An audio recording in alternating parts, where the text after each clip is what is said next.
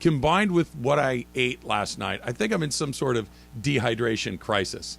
Because I had a whole bunch of Chinese food last night. Sure, Valentine's Day. Which is just covered with salt and everything else. And then, of course, you got to add a little more soy to make it saltier. I just think I'm in a dehydration crisis. I think that I woke up like 3 a.m., right? Like I had guzzled salt. Sure. Like I had eaten teaspoon after teaspoon of salt. I go into the bathroom, and I'm just scooping water out of the bathroom faucet, just shoveling it into my mouth like I'd been stranded in the desert for 6 weeks. I think I've cracked the code. I'm back. I need to change this to water. A couple questions here, right? This is fair. Yeah. I get a story. You have some follow-up questions.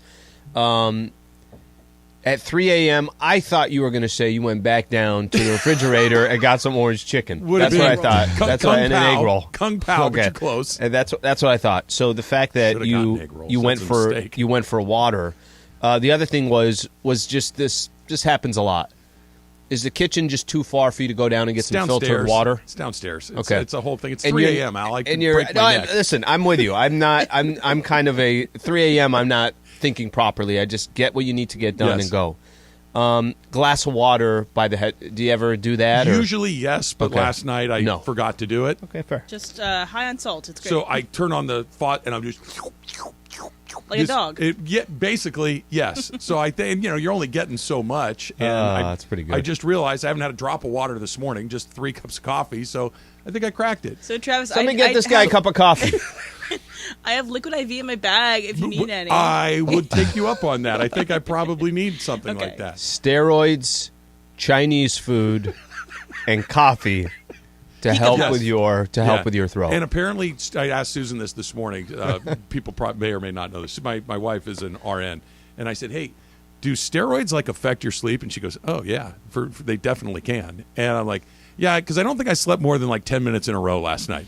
Every couple of minutes, I'd roll over it can't only be 12:30. Wait, it's 1:16? Really? It's 2:10? 3 o'clock, I need water. And at 3 o'clock, I felt like I was dying of thirst. Just mix in other drugs, and then you can sleep better. I should have gone with the counterpunch with some NyQuil or something like that. Strong on your But I'm back. Going to get Chinese food on Valentine's Day. So you can blame Michael for this. Okay. So Susan calls me on her way home from work. She's like, "What do you want to do for dinner tonight?" I said, "You know what? We weren't doing a Baby, Valentine's it's Valentine's Day. Whatever you want." And she was going to make some soup. I'm like, "Ooh, that sounds pretty good." She makes pretty good soup. I'm like, "Yeah, that's great." And then Michael calls 10 minutes later. He's like, "Hey, what do you think about Asian Kitchen tonight?" I'm like, that sounds really good too. So what I need you to do is call your mother and tell her that's what you want. Yep. He did. Mission accomplished. Bada bing, bada boom. He and I ate enough Chinese food for 6 people, and it was just the 2 of us. A lot left over or no? Quite a bit. You have to, right? Quite a bit. They give you so much portions, and I'm not good with portions. If I get, it becomes like a personal battle of mine where I feel like, no, I could get a little bit further on that rice. You don't need to get a little further on that rice. That's exactly what happened. And then I don't know what I want my last bite to be. I was walking to the sink to put my bowl in the sink and rinse it out, put it in the dishwasher. And as I'm walking by the kitchen, everything's laid still out. And I'm like, well, there's still a lot of rice in there. So I had another 2 giant helpings of fried rice. It was delicious. Combo fried rice. Had a little shrimp, a little chicken, a little pork, a little beef. On. It was terrific. Who had that? Getting Chinese food tonight. Going to walk by it and not eat it? It was amazing. And guess what I'm going to do the second I walk through my front door when I get home this afternoon? Have Chinese food. Drink some water? No. What's that? Drink some water. Oh, well, Emily's going to hook me up with liquid IV. I'm going to be fine. Yeah. Based off a quick Google search here, excess sodium is directly linked to increased tinnitus. Well, there you go, because I had that for no reason. That's fine. That. Yeah, it's all good. I really wish when you said that you smelt cigarettes. Yeah, I really wish that. Yes, exactly that. Is that? Wait, am I the only one hearing that? Just have that in the background for a half hour. I really wish you were going to say. And then I looked, and Taylor was having Marlboro Lights. I really wish that was. And then Taylor would have said, "Yeah, I had a gig yesterday, and just really stressed out right now." And he's just having cigarettes in the other studio. I'm a Reds guy. Oh, you're a classic Reds? Yeah. That tracks. Well, he seemed like a Reds guy. Me and Tony didn't think about our April Fool's joke, because I think this is building up to be a good April Fool's joke, that we just kind of make you think that you're going crazy on that day. But it could be Kung Pao chicken. Yep. Sweet and sour pork, Mongolian beef, combo fried rice. classics right across the board. All three classics. Where did because I don't think I can have Chinese food and not get orange chicken. Yeah. Did that just not make the cut? We did in kung this pao round? instead of orange because we like to get a chicken, a beef, and a pork. A little bit of a little bit of everything. Make sure everybody, by everybody I mean me and Michael, are sad. Orange chicken would have been a fine choice. Want a little more spice with the kung pao. There's an Asian place right around across the corner. That's going to happen in the it was near future. Fantastic. Of course, it was. And there's so much left. I'm going to do it to myself. I'm out of steroids, so we'll see if you take the Maybe steroids. go to the doctor. If you take the steroids out of the Travis cocktail, I don't know what that'll lead to. Who gets home first in the family? So like, me. Okay, so because I was going to say, is this a race for the leftovers? There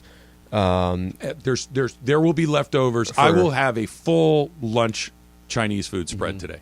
There will be more than enough to do it again tomorrow and maybe even the day after. What do you do after you eat? Because last night it was easy. You can eat all that food and then you're just going to go to bed, which is what most doctors suggest, right? They say eat as carb load as much as you can and then go to bed. Trim waistline. And then go to bed. For sure. So what are you going to do at 3 o'clock when you just took down all that food and there's still another couple hours of light and another 6 hours before you go to bed? Well, I will probably eat it lying on the couch with it on my chest. Sure. So I'll probably just set the bowl on the table next to the couch and fall asleep.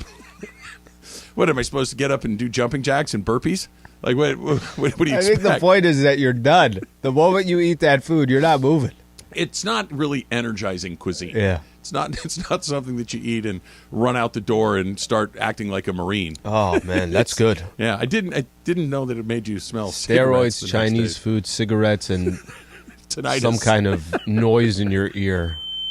Yeah, don't do that. That is a really terrible that pierces sound. Like right through. That's what I'm just sitting here talking to you, through. and all of a sudden that started happening. I'm like, yeah, this isn't good. I got a lot of stuff going on. All right, Lakers have their last game before the All-Star break coming up tonight. The New Orleans Pelicans are in town, and Brian Windhorst said it's a must-win game. I agree. The difference is I think they're more or less all must-win games from this point forward. That's coming up next. It's Trav and Slee, 710 ESPN. All right, did you know that several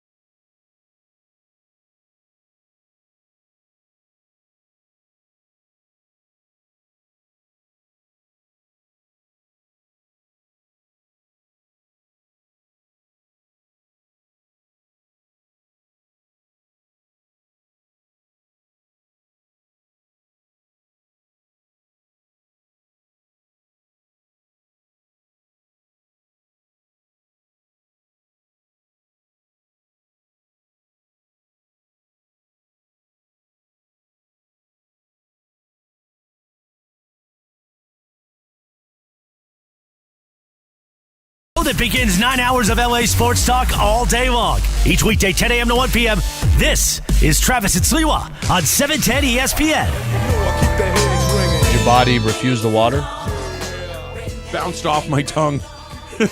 No, but I did. It's out of here. Here's the second one. I killed one in the kitchen, and now I'm back to number 2, waiting for M to hook me up with the electrolytes, and then I'm going to be back. Just looking forward to you having to take several bathroom breaks in the third hour, so it's going to be great. I'm down. Okay. I'm just saying that it may take more than He's the so 112. far behind in Right. water that I don't think it's going to be till 3:30 until you have to use the restroom. It's going to take a little bit. Yeah. Ask Laura today coming up at 10:45. We've already got some very, very good ones coming in. But if you want to send them to me at Travis Rogers. Send them to Al at Alan Sliwa. Of course, you can call as well, 877-710. ESPN, that's the number, and Laura has already tweeted and said she's not quite sure what she's gotten herself into. So that's the idea.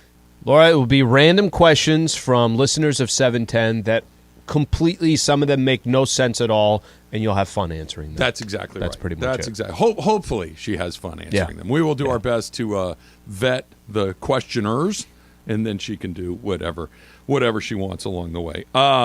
You're going to get a little time coming up here, so you got one more tonight. Yeah, one more, and then they don't. You get basically what is it? You get 8 days. They don't play for. They kind of got this. This is for those kind of, let's say, behind the scenes when you used to do broadcast as well. All right, you have kind of a breather here at the All-Star break, and it's also not the halfway point. Oh, it's like the This 2/3 is mark. almost 2/3 mark, whatever it is. So after tonight, I think they play one game in like 10 days. Yeah. Because, man, they play the Warriors a week from tomorrow, and then they got 2 more days off, and then they're going to shove 88 games into the final. Yes. That goes with Eddie's schedule. If there's some calm, you're like, okay, well, they have to make up some ground here, and they're going to make it up. But, yeah, it's an interesting time of the year for the Lake Show. 24 left. That's it. This is it. So going back to when I used to do the Laker pre and post, and I knew that we were in the final portion of the season when this happens, Al. Right? So I'm holding up a computer showing Al. If you're watching us on our YouTube feed, you can get it. When you scrolled, all of their remaining games will fit on one page. I was just going to say, that's so funny you said that, man. That's so funny. All of the remaining games will fit on your screen. Can't at one scroll time. any further down. That's it. We're done. And you don't have to scroll up very far to find the games that were just completed. Like, they have 24 games left, and it's like a 25-game screen size. That's how much will fit in there. So you're in the home screen. We're in the home screen. Yeah. What's been disappointing is kind of so weird with the Lakers since COVID, right? So COVID hits, nobody's allowed in the games. They don't even do games here. So they're in that ballroom in Orlando. They win an NBA championship. The next season, they make it to the playoffs, but it's limited capacity. I can't remember what it was, but it's probably like a fourth of the arena was full. It was something like that. 5,000 people. Something right? like that. I can't remember the exact numbers. It was weird. And before you know it, you're out. AD gets injured against the Phoenix Suns. Last season, you don't make the playoffs, and there's a very good chance this year they don't make the playoffs. The reason why I'm setting it up that way, bro, we haven't had playoff basketball, and before that, they didn't make the playoffs in Braun's first year, right? They hadn't made the playoffs in how long prior to that? Oh, right. When's the last time you had real playoff basketball across the street at Crypto? And I set it up that way because That's fascinating. I'd never thought of it that they had that long. It's all connected. What was it, like 7 6 or 8 years? 6 years without making the postseason. Playoffs. Pandemic, where it all happened on the other side of the in country, a ballroom where there's a ballroom. Chandelier if you shoot the ball too high. The next year, you were in and out quick, and there was really no one there to begin with, and then you haven't made it since.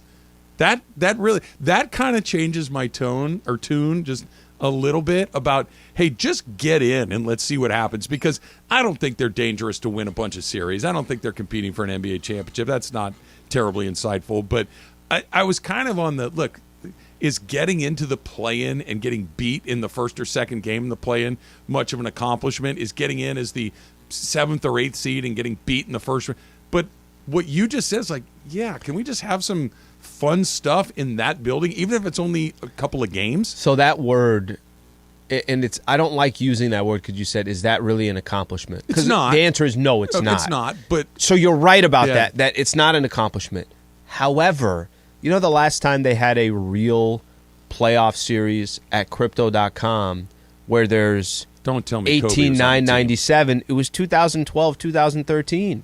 That's when it was, because the last time they made the playoffs after that was in Orlando. That's when they beat the Heat in Orlando. The following year, it's minimized, how many, whatever capacity that you could put against the Suns. It's been 10 years? That's it. There is no other playoff history. It's been that long since the Lakers. Super depressing. It is depressing. And the only reason why I set it up like that is because I thought coming into this year, and I know we'll play that Windhorse sound that we have, but I thought coming into this year, part of me was, look, do I think the Lakers are going to compete for a championship? You're going to have so many things go right. And that stretch that Anthony Davis had, you're going to need that for 6 months. You're not going to need it for 1 month. Yeah. You're going to need it to be basically just a MVP level player. MVP level player, and Bron's still doing what he's doing in the year 20. Yep.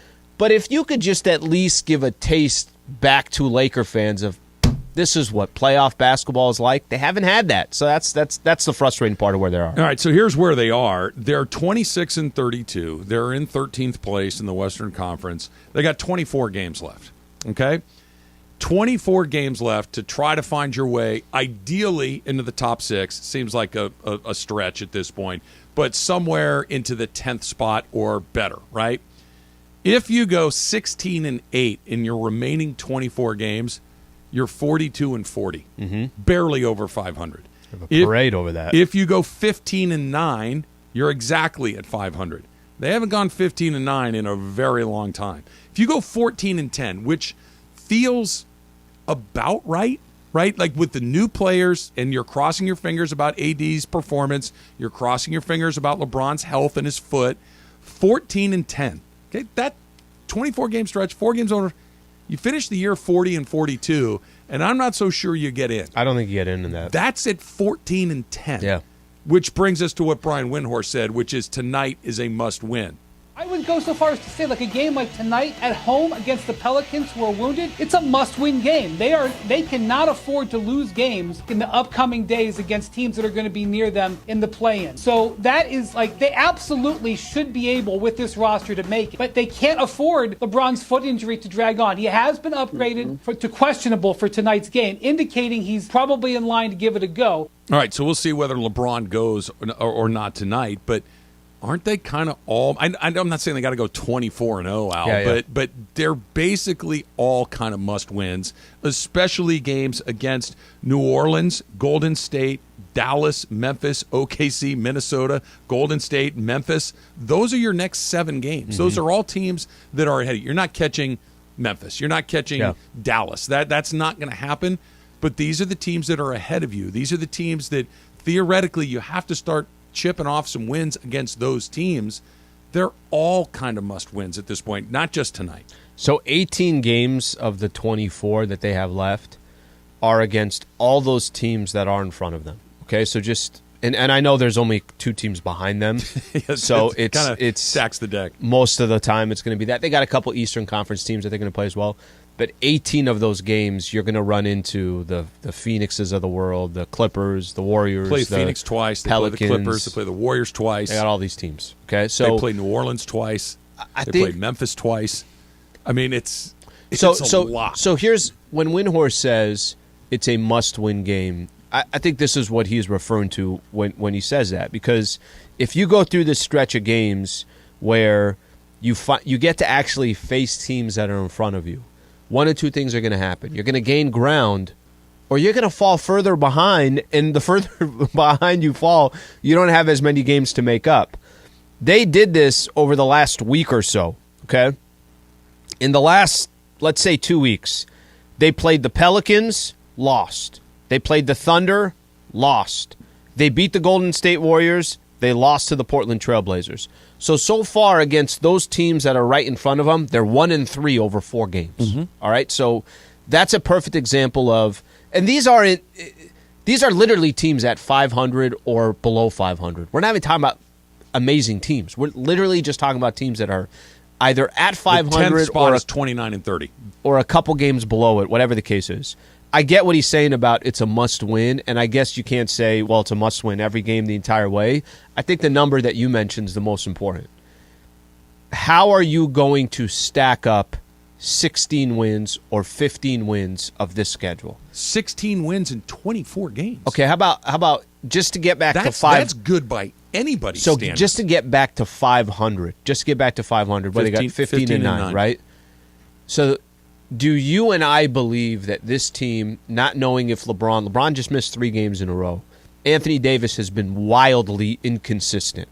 And more often bad than good. And continues to prove that I can't carry this team, that I got to have LeBron right next to me and Bron's got to average 30. Right.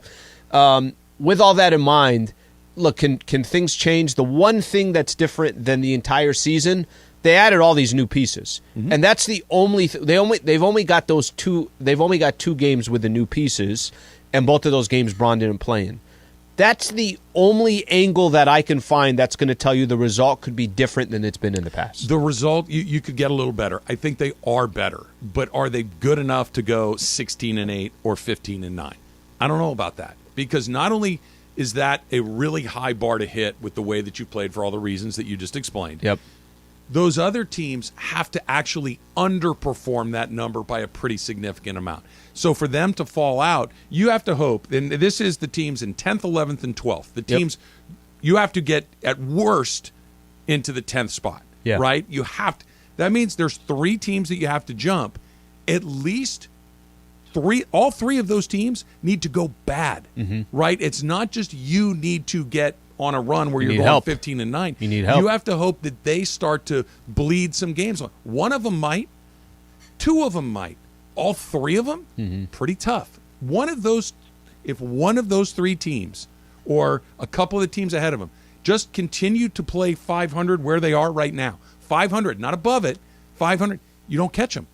You have to go 15-9 to get to 500. They just have to stay at 500 to be at 500. You have to hope that they drop below that line to catch them. It's not just, can we do this? Yes, maybe you can. Yep. I wouldn't swear, I wouldn't bet my car that you could, but it's not impossible. But not only that, you have to hope that they perform way under 500 over the course of their last 24 games, which at this point, you kind of are what you are. If you're a 500 team through 50 games, you're probably going to be a 500 team through the remaining 30. That's just kind of the way that it goes. This is just another, something else to keep in mind. You're starting to reach the point of the season where now every team is now jockeying. Now they're also looking at the end of the schedule saying, okay, hey, no, this is an important one for us, because now we can go from number 5 to number 4. They're also going to be playing the standings game the way we're talking about. They're also going to look at the schedule and say, guys, we got the Lakers. We have to beat the Lakers. They're a team that's below 500. We have to take advantage. We don't have too many options here to get some W's. I'll go back to it. I think the only thing that we have here that is different than the entire season, you basically have 6 new players, 5 new players, whatever you want to call it. If you want to add Rui there, and what their impact is going to be and how much different the team is going to be, we'll have to wait and find out. You got 24 left, and you have 3 games on the schedule that remain that you look at, they're going to win that game. 3. That means there's 21 games that are kind of a toss-up. Who are they playing? What do you got? Houston in there? Houston twice in Orlando. That's what I'm talking about. Okay, you get Houston twice in Orlando. Those are the 3 that go. They're both at Houston. Yeah. Okay. So that's what I'm saying. It's just it's a tough schedule. Yeah. It's tough, and you have to overperform your previous performance and hope that everyone else's performance, they underperform. That's a lot of things that have to break. You know what's crazy is when they started the year 2-10, right? 2-10. 2-10 set the table the rest of the way. You've been chasing You're it ever still since. looking at 2-10 today. 2-10 is 8 games under 500. They're 6 games below 500. This is actually, and I don't know this for sure, but it might be the closest they've been to 8 games below 500 since they started 2-10. Remember, they started 2-10, and then they eventually won 8 of 10 or whatever the case is. And the game he did play and broke the record, they lost that game too. It just, a lot of stuff has to break. Yeah. Not impossible, but it has to happen. How crazy is that? How crazy is that? Haven't had a real playoff game in that long. That bums me out. Yeah. That sucks. Because freaking Laker fans, like the most passionate fans when it comes to sports, have not been able to walk across the street and enjoy a real playoff game. The bubble title kind of negate but you're right. It still hasn't been over there. It wasn't here. No, right? we were jumping up and down in our living rooms I know. with those ghost fans in the background of the game. It was just How about surreal. the broadcasters? Broadcasters weren't there either. Nobody was. They were here. It was just a very, very bizarre moment. 877-710 ESPN Laker fans. What's the number? What do they have to do over the final 24 games? Is tonight a must-win? Give me your path on how they get in and what they do when they get there. Pat Bev is no longer a Laker, but he has some odd things to say about why it wasn't working. That's coming up next. It's Travis Lee, 710.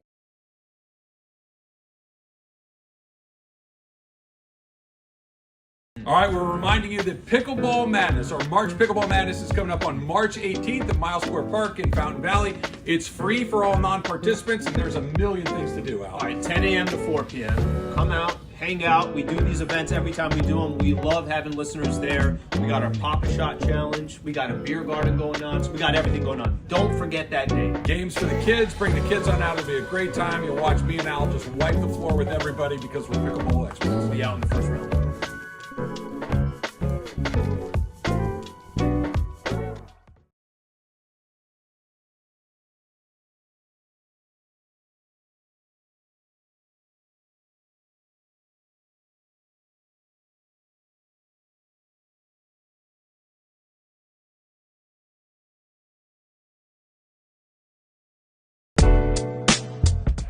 Do you like water? Well, then you already like 70% of me. Oh my gosh. I'm about to make fun of his ass tomorrow. I need to complain to Spotify for you being not named the hottest single. Holy, this guy. If you were a Transformer, you'd be Optimus Prime. Yeah, no. Hey, that's respect though. You know what's on the menu tonight? Me and you. I was so cringe. Oh my god.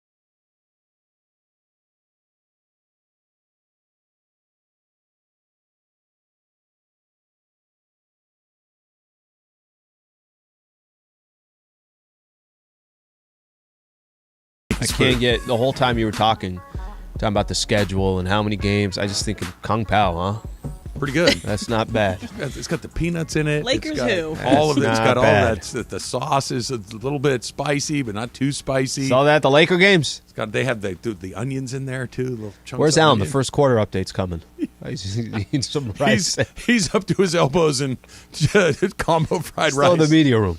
By the way, combo fried rice. Okay. Come on. Al, it's got little peas and carrots and egg and It's healthy. and all sorts Egg of different. and Has shrimp, peas. seafood, healthy. Covered in 8 gallons of MSG. I used to do. So I used good. to do the 2-item combo. Okay, we used to go. Can't remember if I told you the story before. There was a place in El Cajon. It was like on the border of El Cajon and Santee. Okay, and we had a family member that lived. I don't know, within a couple miles of this place, and it was arcades. We'd go play arcades. So Like they video would- games? Exactly. They Yeah. would drop us off. I'd do my thing on skee ball. You know, we just do our thing, right? Getting tickets You're left. a skee ball guy. That tracks. That feels about right. Getting tickets left and right. Are you going to try another game? No. Look at the profit. Look at the profit you get Yeah, at ROI. tickets here. The skee ball has good ROI. Where do you want me to go? You want You're me to right go about to that. one of these other games? Pinball? Yeah, The no ring chance. toss. No, you got this is the game. I got kicked out. No, but right next to it. So it was me, cousin Sliwa, and another cousin of mine. Okay. They drop us off, and we'd be there for like 2 hours. And they give us just enough money. In the same shopping center was a place. Literally, the title of the place was called Chinese Fast Food. Okay, there was no listen. There was no creativity at Love all. it. They just called it Chinese fast food, and we'd walk in, and bro, they had that like the styrofoam Yes. 3-item combo. container. Yes. Okay, I would do the 2-item combo. okay? And it came with, I do half fried rice, half chow mein. It's the correct way to do it. We're going to go 50-50 on this, okay? It's like onion rings and fries, a little bit of both. I do orange chicken on one pocket, and I would do beef and broccoli on the other pocket, okay? Okay. And then you can add an egg roll for $1. I'm like, we're adding an egg roll for $1. Chicken? Spring roll. It was a spring roll. Yeah. That's exactly what it was, okay? They like to go cheap at Chinese Oh, yeah, fast of food. course. They're not putting any meat in the egg rolls. Yes. Bro, let me tell you something. I've had it, couldn't- but it's more expensive. They couldn't close the Oh, thing. it's just heaped on They there. just couldn't close the thing. And we just sit there, all three of us, and we would just eat until we absolutely couldn't move anymore. And then we would reach out to his mom, my aunt, and say, we're ready to come home. We're ready to come home. So you would skee ball and then eat. Never eat and then skee ball. No, you had to do that stuff Smart. first, and then we rewarded ourselves with Chinese fast food. Very good. By the way, Chinese fast food. Why- We should open one. Why try to be more creative than that? That is the name of the place. The rent would probably be a little prohibitive right here at LA Live, but we need to find somewhere and just hang out a sign Chinese fast food. We'd At do all 11 right. years old, I'd get the napkin out. I was like, we're eating good tonight. I love it. Let's go to the Valley. Let's go to Encino and Justin. Justin, you're on with Trav and Slee. What's up, Justin? What's up? How you doing? All right. Tonight, I feel like tonight's going to decide if the Lakers will make the play-in or postseason in general. They can't be 7 games under 500. That's going to be a very, hard task to do, to climb back to the standings. And I want to give your thoughts. Let me know if you think they're going to make the play-in postseason. Justin, appreciate you calling in. All right, so just let me simplify it real quick. I don't listen. I want to see the Lakers make the playoffs like every other fan here in SoCal. Here's the problem. They have to show you, they have to give you some hope. It's tough for me. If I could sit here and tell you, Trav, they're going to make the play-in tournament. They got better. Okay, but what can I base that off of? We reached a point of the season where Braun, for the first time this year, I don't know if he's going to play on a night-to-night basis. Mm-hmm. He played all these other freaking games. He sat out some of the back-to-backs. He's playing 37 minutes, 43 minutes because the game went into overtime, whatever the case is. And you got a team, look at the last 2 games as such a perfect example of the Lakers. You walk away with a game against the Warriors, kind of feeling like, okay, there's some hope here. And then you play one half against the Blazers, and you're like, all right, you're right back. They're down 19. Dame has 30, and it all happened like that. So to answer his question, I don't know if how would I be able to honestly sit here and tell you that I think this team, I can sit here and tell you confidently they're going to be in the playoffs. I don't think anybody can. I think anybody that does that, it's more wishful thinking than anything else, that you're hoping they're going to be in the playoffs. Because we talk about it, but we probably don't spend enough time talking about it. They don't play a lick of defense. They give up seemingly 130 points every night that they play.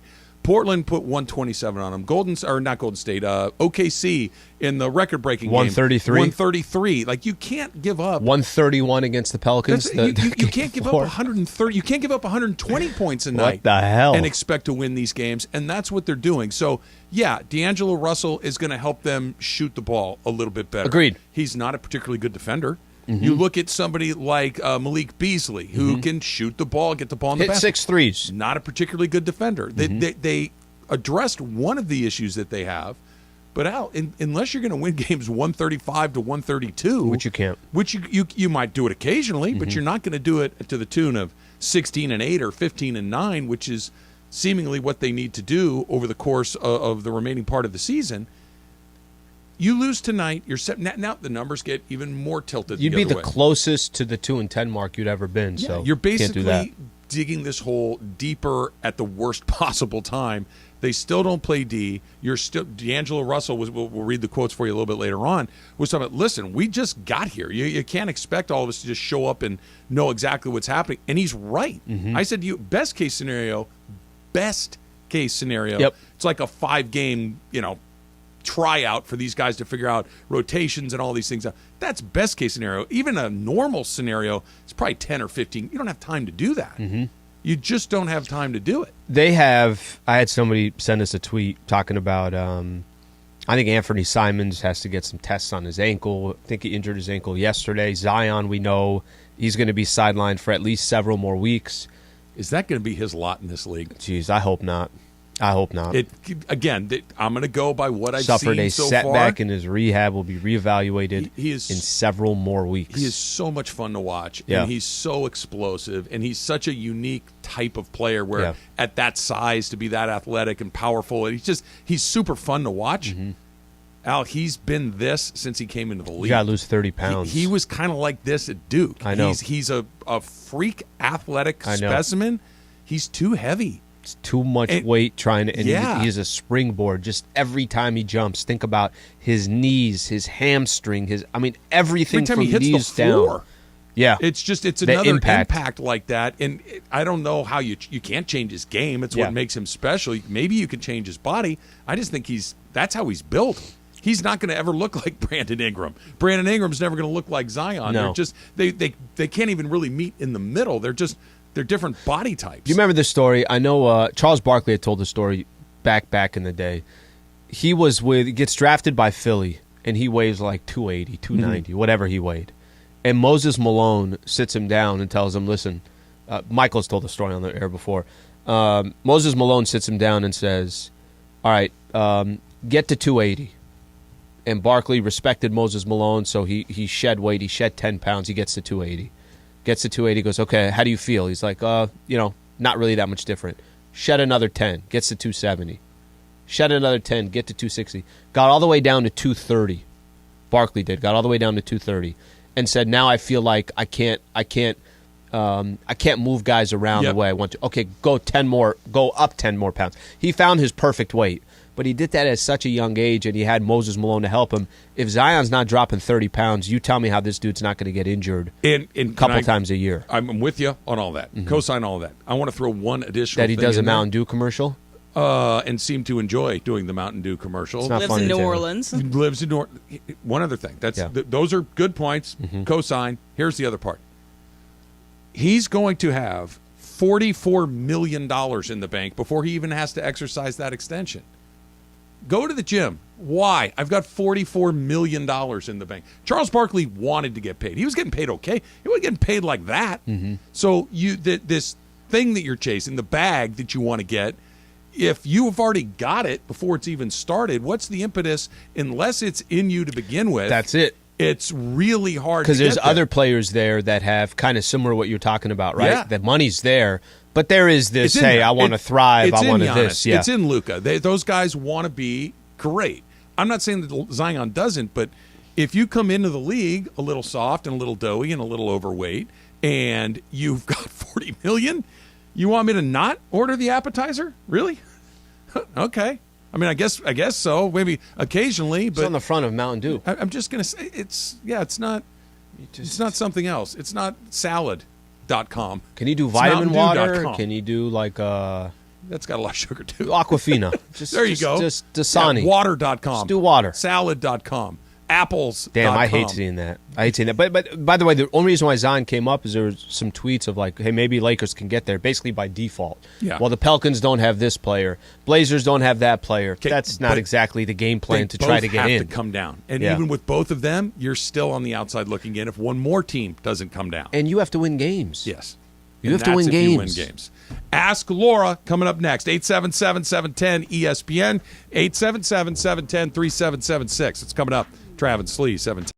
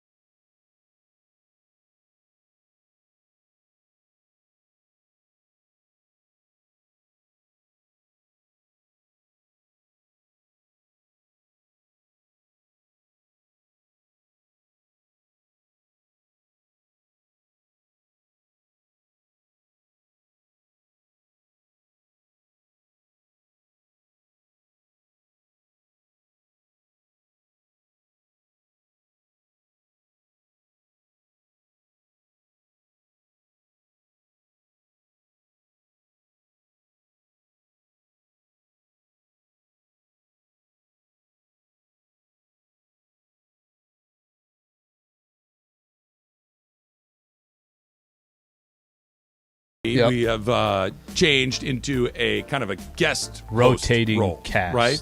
Yeah. We've gone through a lot of folks here at 710, and we're going back to the afternoon show. We still got to get Cap at some point on this. But Laura, who is one of the producers on the afternoon show, is going to do it with us today. Laura, how are you feeling this morning?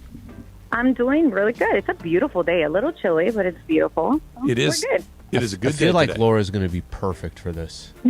I really do. Does that put additional pressure on you, Laura? No, I think she really will.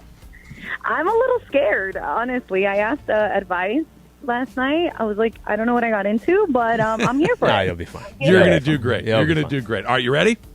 I am ready. Okay, this first one comes from Christopher Holmes, and he writes, your boo doesn't buy you anything for Valentine's Day, but he writes you a poem.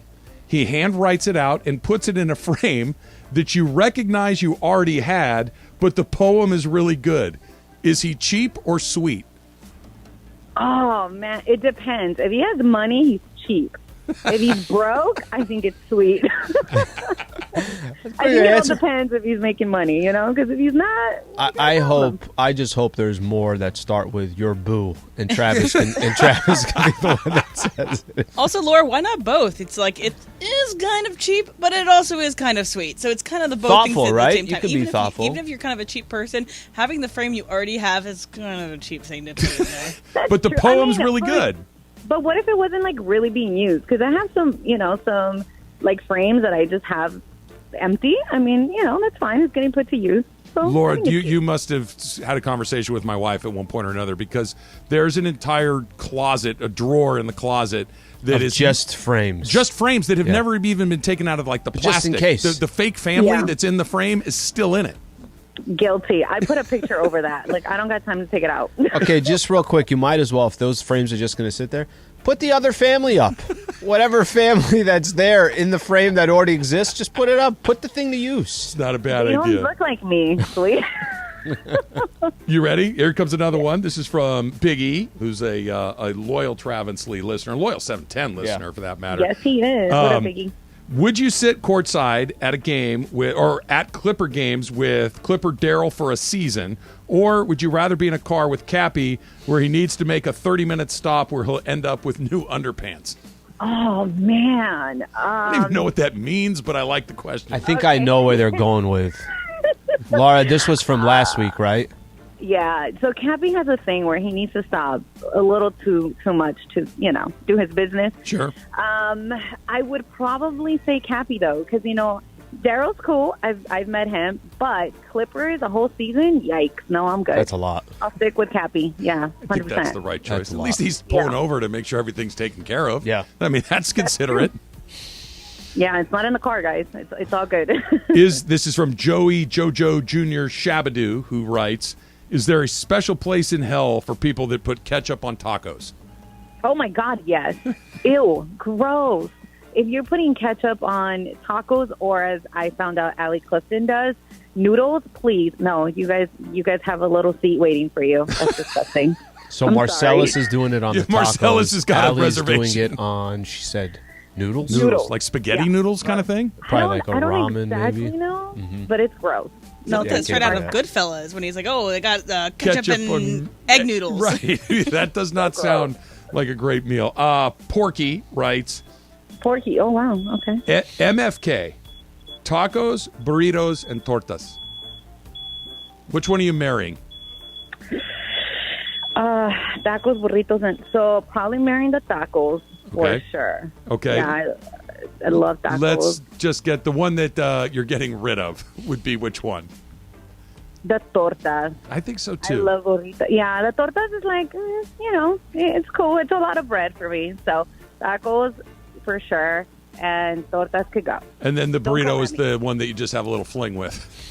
Yeah, that's a side piece, occasional. It's a pretty good size. Does it have to be all By the the way, time? that's my dream is to have a burrito side piece.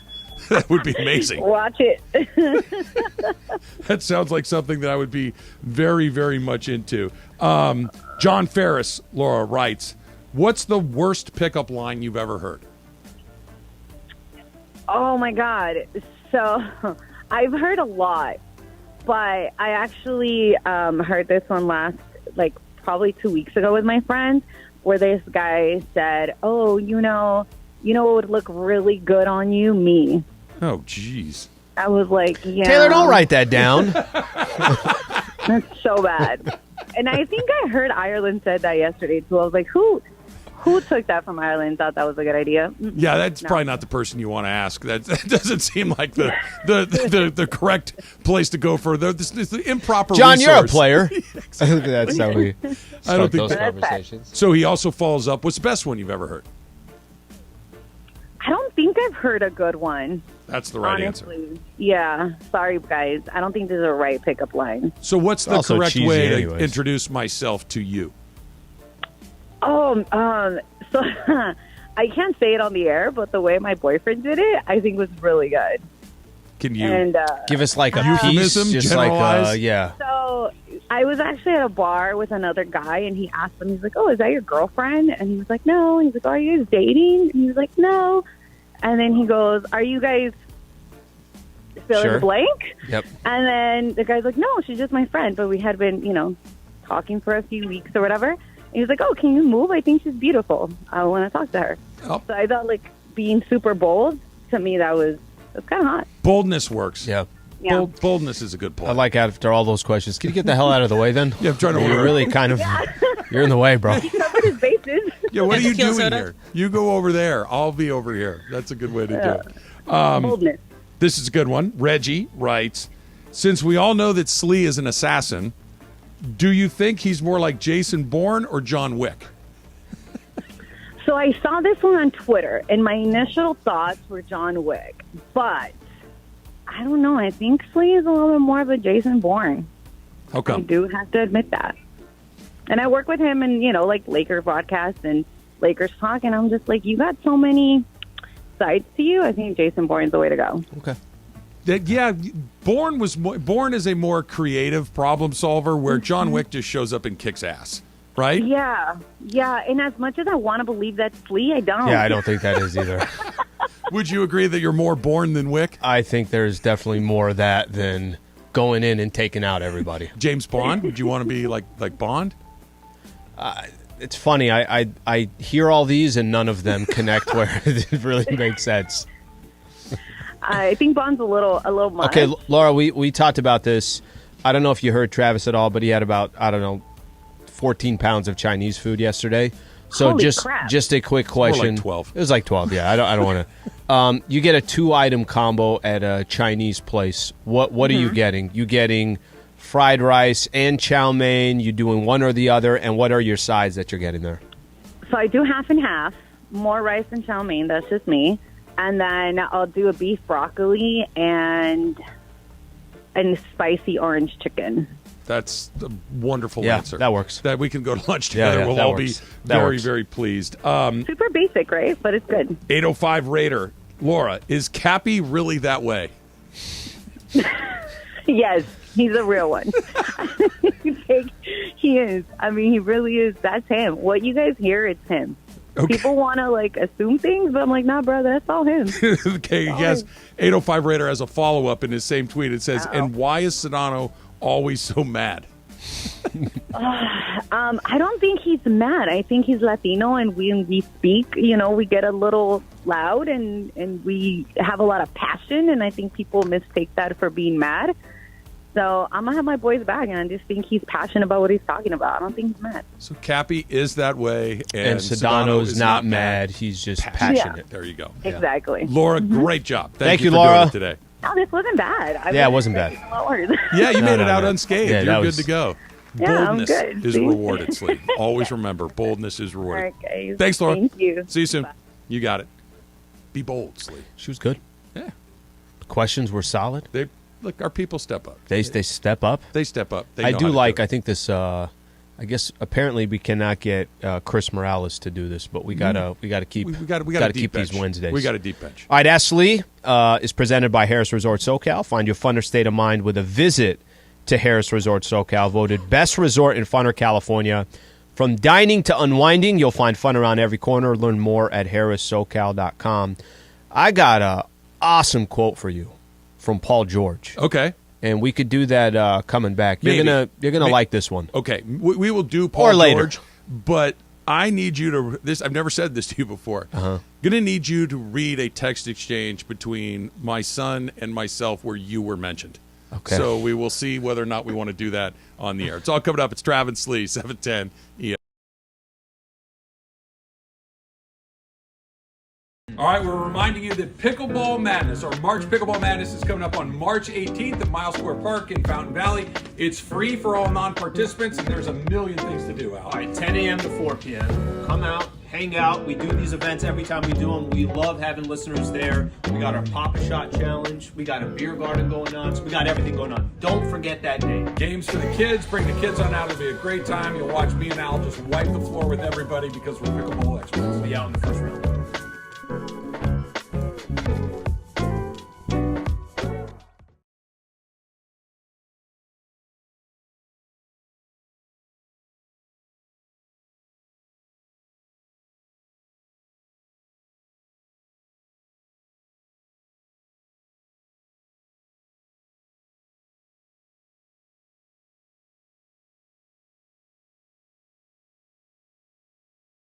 All right, Chris. Yes. Who is the most famous person in your contact list? I know everyone thinks I'm going to say Keyshawn. And he's pretty famous, right? But I think it's Bob Costas. Bob and I worked together years ago. I've been doing this a really long time, so I have a bunch of people in O'Shea. Can you FaceTime him? FaceTime one of them? Yeah. Oh, yeah, you know I got your back, bro. There he is. There he is. Michael Caine. The actor Michael Caine. Can you FaceTime him? Right now? Yes. Hell no. He's somewhere in England, hasn't made a movie in 20 years. No. Is comedian Bill Engvall. Can you FaceTime him? Right now? Try. Bill. What a surprise. How are you? I'm good. What are you doing? James Worthy, I think, is the most famous person in my contact list. And if I tried calling James Worthy, there's a 1,000% chance he would not answer. James Worthy. You know who's not in the Hall of Fame, who should be, who's in this phone? Steve Mason and John Ireland. They need to be in the Radio Hall of Fame. I mean, I guess maybe Jay-Z, maybe. Wrong. I mean, I don't know if he's that. Yeah, I guess maybe Wrong. Jay-Z. Harbaugh, he's pretty famous. Charles Barkley. J.B. Smoove. Kyrie Irving, he's definitely changed his phone number since his Cleveland days. Well, that's easy. It's Magic Johnson, but the problem is he keeps changing his phone number on me.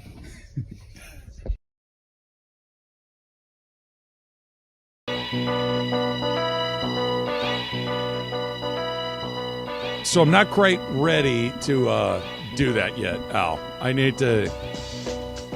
I don't even know how to phrase this. Sometimes you get something from somebody and you're like, this is good, but I don't. I think it's embarrassing to me. I think it just highlights my failures as a parent. So I'm going to have to decide whether or not that you're going to have to read the text exchange because I will get too emotionally involved. So good. You shouldn't feel that bad. You shouldn't. I mean, I know you are the father, and I know that I'm at least 50% responsible. Your kids for this. are a reflection of your parents, but that's so good. That is so good. We'll do it. I just need to process. Sometimes when you get news, you're like, okay, I know it. Give me a second. I need to. How old is he now? He's 22. 22. I love the guy. Yeah. I do too. I've only met him a couple times, but I feel like there's a connection there. But I don't know if I understand him very well. I feel like there's a disconnect. Listeners will be very proud. They'll be happy. It's a lot. What's the Paul George situation that you were telling me about? Here's what we got here.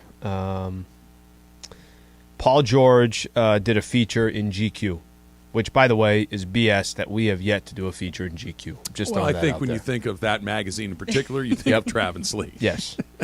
With your La Paz hat and my never-ending wardrobe of quarter zips. By the way, we hit do you have like a rotate? Like, do they go up Monday, Tuesday, Wednesday? There's a shelf in my closet where I have hoodies stacked here and I have quarter zips stacked here. And I used to have like maybe 4 or 5 quarter zips, and so like one a day for the week, and they'd go in the wash, and I'd stick them back on the shelf and go through them. We're up to like 10. So the ones at the bottom never really get into the rotation. It's just the top 5 because I'm just pulling off the top of the stack. And your Rams lanyard is always there too. That you don't take it off. It's there. I take it. I'm pretty good at come home from work, put my wallet, put my keys, put my lanyard in the same spot so I don't forget things. I don't like doing that. I'd rather forget that 2 days a week up here, so then I have to ask the security to let me up. I prefer that. Now that I've said I don't lose this, it'll be lost by the end of next week. But I've had this for I've had this for 8 years. Wear it all show. You can't let it go. If I set it down, I'm going to lose it. Here is the simplicity of what you just said about now you have 10 of them, but only the top. If I go through everything that I have, I don't have a crazy amount of clothes. I don't. Me neither. But the amount that it doesn't matter how much I get rid of, I'm still only wearing the 10%. Of course. So I could get rid of 60%. I'm still going back to the 10%, which always amazes me why I keep stuff. It's like, no, just get rid of it. Well, there's a whole nother part of a closet that you don't have. I don't think you have. Correct me if I'm wrong, but I would be surprised if you do. Mm-hmm. There is the part of the Travis closet and other men who are generally shaped like me that's like, I can wear that if I have to, but I'd really rather not. Because I'm going to be a little that shirt doesn't fit quite the way I would like it to. Those pants don't fit quite the way I would like them to. So in a pinch, if nothing else is clean, I can put that on, but I'm going to be doing this all day long. That's a certain part of a North American cut man's closet that I don't believe you have. No, I have some dress shirts where the button, it will fight. It will be like a struggle. Because War you put on III. weight or because the shirt's just too small? Both. Okay. I think both. At Those one pecs, point, man. at one point I Becoming a could, bodybuilder. and now it's like this button is just fighting for its life, holding on to the strings in the chest area. The other ones are okay, but these ones up here, there's just no Getting space. a workout. All right. Anyway, that's closet talk. What does Paul George All say? right, Paul George in our GQ magazine. In GQ, as a SoCal kid who grew up far from the glitz and glamour of Hollywood, George is clear about his goal. And then here's his quote: "A championship with the Clippers, 100%, will outweigh a championship being with the Lakers." Okay, so Paul George trying to identify. He is with the Los Angeles Clippers. Remember, he had a couple of chances to come to the Lakers, and he didn't come. He was one of the few players that I think before he signed with the Clippers, you thought, all right, he's with Oklahoma City now. Is he? They had that whole ESPN show about his decision leading up to the decision. He decided to stay in OKC. Stayed in OKC with Russ. And then when another opportunity came up, it wasn't, hey, I'm going to try to find a way to get to the Lakers. It was, I'm going to hook up with Kawhi to go play for the Clippers. A championship with the Clippers 100% will outweigh a championship being with the Lakers. So I got two hats I'm going to put on this one, because I could read that quote and say, this guy's crazy. What is he talking about? The Los Angeles Lakers, it's arguably the most popular brand in the world of sports. Might be. When you win a championship with the Los Angeles Lakers, you're royalty forever, this, that, whatever you want to say. He plays for the Clippers. He's playing for a franchise that has always actually been, it's a punchline to the Clippers. Always there's a punchline to the Clippers. I found a punchline. There was something that we were talking about earlier about another franchise, and I associated it was during one of the breaks. It was one of the, you'll know what I'm talking about. I'll tell you about it later. Okay. I associated the Clippers immediately. I'm like, hey, yeah, that's kind of clownish. And I did that just naturally. That wasn't me trying to be mean. His point about it would mean more for him personally to win one with the Clippers, I get that. I understand I won a championship. The Clippers franchise has never won one. Lakers can go stack it. In championship number 14, who was on the Lakers? You have to kind of think about it for a second. All right, was this play? Okay, what was that playoff run? They have 17 of them. Mm-hmm. So it's a lot more difficult to decipher which one it was. I get what he's saying for him personally, but the fact that, okay, it would outweigh a championship with the Lakers, maybe just for him personally, but the actual achievement or accomplishment would not. It's silly. These are the choices that you make, right? It's as simple as this. Do you want to be a legend or do you want to be a footnote? Somebody wins the championship every year, and it's not always the Lakers. It's more often than not the Lakers. And other people will win championships, and it's part of it. There are two ways to become legends in this sport. Be one of the great players of all time. Be Giannis. In Milwaukee, it's not that he won a championship. It's part of his legacy. Giannis is a great player who has a championship, right? If you're Dirk Nowitzki, and same sort of situation in Dallas. You became a legend through 20 years of exemplary play. You also had a championship. Dallas's only NBA championship. Okay, that's fine. That's one. The other way to do it is go be a part of something special in a special place. Go win a World Series with the Yankees. Scott Brosius with the Yankees hits a big. Scott Brosius isn't a legend of the game. He hit a big home run in the World Series for the Yankees. He's a legend to Yankee fans. That makes him a legend, okay? Pau Gasol is a great player. Pau Gasol spends his whole career in Memphis and wins a championship. That's one thing. Doing it next to Kobe Bryant with the Lakers is a totally different animal. You become a legend of the sport just because you are here with that team. That's the part he doesn't get. You can go win a championship with the Clippers. Look, it's not totally far-fetched that they could come out of the West. It could happen. But you'll win one. You'll be who's the? It was Kawhi. It was Paul George. It was Ty Lue. Yeah, okay, cool. It was a good team. And it's a footnote in the history of the NBA. You do something special with the Yankees, with the Celtics, with the Dodgers, with the Red Sox, the Cubs, the bleeping Lakers. You're a legend. Even if you're not the best player on the team, you're just part of that and you contribute to it. That's the part he doesn't get. So I'm gonna. It's interesting because the definition of a legend, you have a definition in your way. I might have a different definition in my way. Okay, so Anthony Davis won a championship with the Lakers. He did it with LeBron James. He was really special during that championship season. Right now, if I tell you, talk to me about Anthony Davis, I don't think you talk about that championship just because of the current situation. I agree with you. Right, just because of the current situation. And it's a one-off. Now, will he have always won a championship with the Lakers? He will have. I think you could define legend if Paul George to him is legendary as I helped a franchise that's never won an NBA championship before. I'm not mad at that. Like I'm not. Like let me give you because maybe there's a little Can I throw one at you real quick? Just real quick. Maybe there's a little bit I could relate a little bit to this. Remember we were talking about this 2 weeks ago, whatever it was. The Padres have never won a World Series. The city of San Diego has never won anything. That's pathetic. That's not good. Like you can't have a squad. They had the Chargers for 55 years. They've had the Padres, I think, since 69, something like that, and they've never won anything. That's really, really pathetic.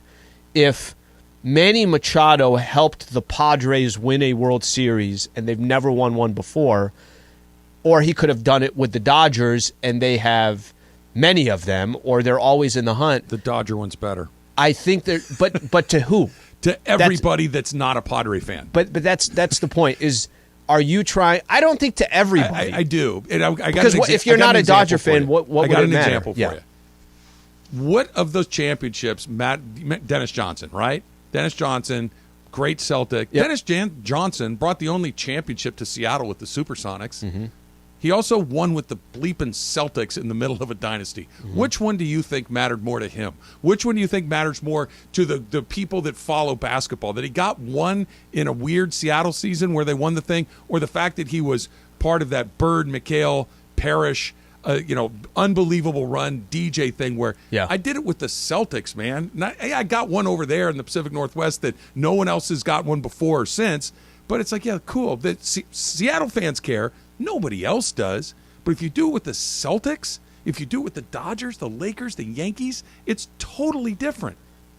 Totally different. But I'm going to go back to this. To who?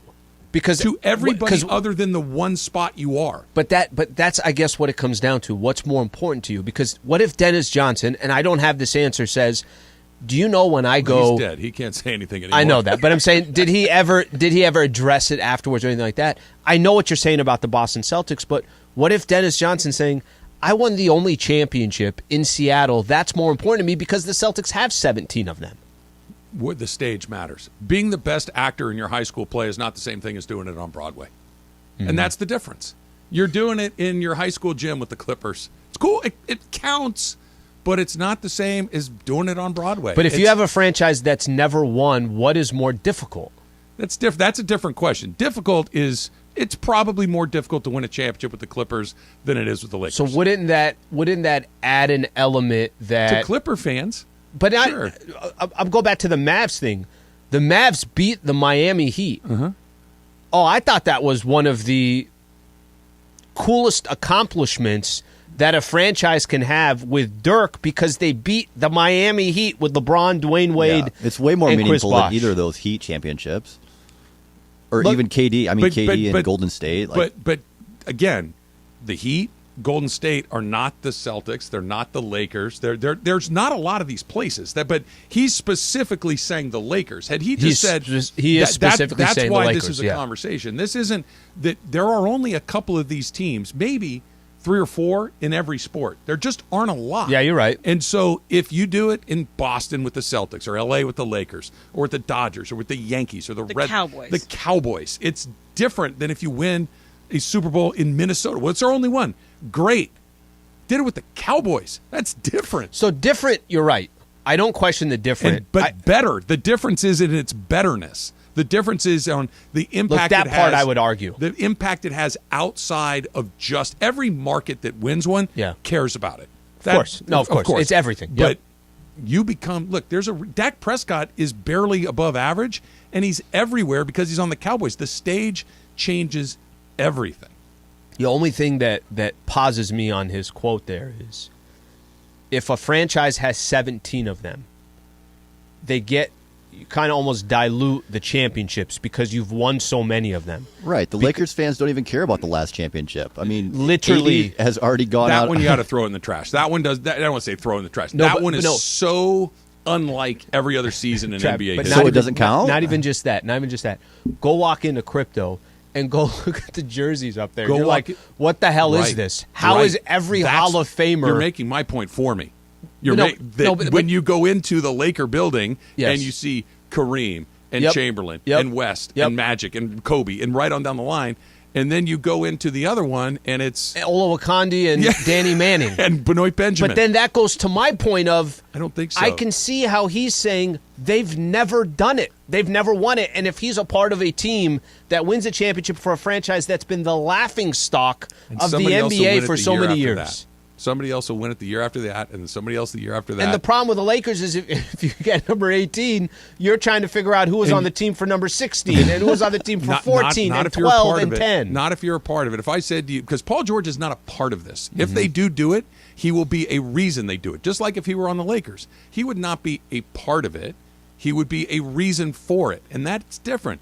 You don't have to go back and think who was on the last Laker championship team. You don't have to go and think about who was on the one before that. And I don't say that joking around. I'm talking about they just have so many of them that you do pause. That's why it's so much more impactful because there are so many of them. Not just one. One of one is one of one. But I'm part of this lineage, this stage, the pressure that comes along with it. There's no pressure to win one. It's the same thing as trying to win one for the Suns. PG, we appreciate that quote. It's great. That was good. That came out of nowhere. Folks. Laker fans should get in on this. 877-710. Clipper fans. 377. Good luck with 11 that. of them. 877-710-3776. That's coming up next. It's Travis Lee, 710.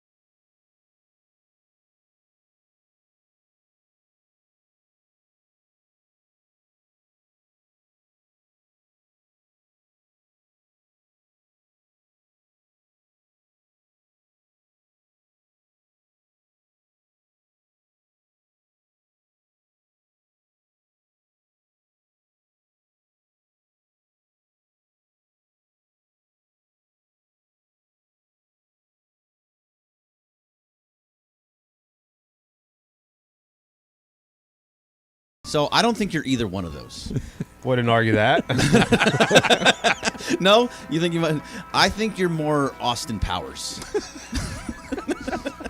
A much better secret agent, man. Not bad. I think it's actually a good thing, though. Austin Powers lived a good life. That's what I'm saying. Lived a really he lived good a good life. Yep. He had fun. Hung out with Heather Graham. And Beyonce. Seems a lot less. And Beyonce. And there was seems a lot less dangerous. I think that one will fit the mold better. You're fighting Dr. Evil opposed to So like the golf cart, he's just going back and forth, just trying to get out. Those movies are funny, but that Slee is the funniest thing in the entire series. Best scene I've ever. It's incredible. You know what's the worst? I told it to I have a 21-year-old daughter, and I told her about that scene because she had a similar situation, and she's like, I don't know what you're talking about. They don't know Austin Powers. Like, Austin Powers is gone. The movie's 30 years old now. I know, but it was such a iconic, great movie from our past. Okay, but that does. When year were you born? I was born in 1983. Okay, what if somebody said, "Oh, there's this great movie from 1953"? How do you not know? I've probably seen it. No, you haven't seen it. My dad made me watch all of those things. But that does. I watched Easter Parade. Yeah, that does start a perspective where it is different, because I think I'm starting to hit that a lot more now too, where I'll bring up something and somebody will say, I have no idea what you're talking about. It's like, all right, never mind. Susan, I'm never having a conversation with you again. I don't want to have that Susan will say conversation. something like, well, how does that person not know that? I said, this is the equivalent of you saying, you would know a movie from the 40s when we were 10 years old. Of course they don't know.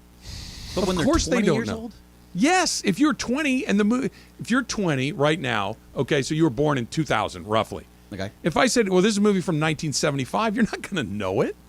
You're just Depends not. on the movie. Okay, so they're not going to know. Well, it's like Jaws. Like Jaws Well, is 75. that's different. Yes. But if Austin Powers is not Jaws. It's not. It was of its Should time. be. Well, it should be. Yeah, no, you're right, Slee. Are you guys You're kidding actually me? They're Austin, not. oh, no. Even they're nobody's that obtuse in this situation. Well, they're different types of movies. 100% I'm serious. But by the way, Speaking it's of different classic types of movies. okay, all right. here's another one. This is from Big E. Jason Bourne or John Wick? Nope. Sleaze Mr. Bean. Oh, I'll take Mr. Bean. I love That's a Bean. great one too. I love No Mr. way Bean. anybody knows Mr. Bean that was younger than 25. My dad used to 30. love Mr. Bean. I know Mr. Bean. You know Mr. Bean? Yes, I know Oh, who Mr. Bean is. Taylor, do you know Mr. Bean? Yeah, I do. Okay, But he's. good. But, Biggie, you're Mr. someone Bean, weighed in bro. and said- Atkinson, come on now. Someone weighed into the Jack Ryan. He's more like Jack Ryan. You guys know that one? I think Mr. Bean is better than Jack Ryan. It's all about the facial expressions for Mr. Bean too. So I mean, that's Pretty what you get great. out of Slee. It's all about his facial expressions. Pretty great. All right, so where are we? You wanted to. Did you want to weigh in on this? We brought it up. Sure. We brought this Paul George stuff up. I'm going to read you the exact quote. Okay. Paul George said to GQ magazine, "A championship with the Clippers 100% will outweigh a championship being with the Lakers." What's your initial thoughts when you see that? So I mean, he's a Clipper, so it makes it a little bit difficult. But I think I said see it. Yeah, okay. I see it because it's the first time with the But being a Laker champion is just totally different than anything else. There's like two teams. How would we know? The Clippers have never won Well, a yeah, championship. they're not going to. But there's either way. There's two teams in the NBA that if you win, you're a god. You are with the Lakers and with the Celtics, and that's it. Every other There's team. not a lot of teams that qualify to make you a god, like you're saying. Yankees You'll be a and god in Dodgers your baseball. city. Yep, yep. Mm-hmm. You In can your win city. one in Topeka, and if you win a title, it's impressive. But Man U in soccer, the Canadians in hockey, the Dallas Cowboys in the NFL, there's just a handful of places that are different, and the Lakers are. And this isn't would the Clipper championship matter? That's not. Of course it would. Of course it would. Would it matter like a Laker? Of course it wouldn't. But he's saying this from his perspective. Because he's on the Clippers. But put that to the side. Put that to the side. Put that to the side. But you can't. But you can't. But you can make a case. Like I don't. I understand where he's coming from. When you have a franchise that's never won an NBA championship, that's been literally the punchline of the NBA for how many years, and all of a sudden you're a part of that organization and you win a championship. I don't think they're going to win a title. That team makes no sense to me. I don't understand how they're hovering around 500. But if that was accomplished with Paul George and Kawhi Leonard, Paul George being from Los Angeles, I get where he's coming from. I understand where he's coming from. I could see him saying, people will remember me associated with the Clippers in a championship, a franchise that's been a dog franchise for how long. I can get where he sees value in that over. By the way, didn't he do this by choosing the Clippers years ago? He was going against the Lakers the entire time. Yeah, that's different. That's a whole nother can of worms. Yeah. That's a lot of people looking over there. Nobody's looking. I'll go over there. Yeah. I don't want that gonna go to OKC. spotlight. I don't want the stage. I'd rather do my play in Topeka where I'm more comfortable and relaxed and do it in front of a smaller crowd as opposed to where if I get one line wrong on Broadway, they're going to kill me. And that's with a champion. That's what I'm saying. The standard is different. The scrutiny is different. The pressure is different.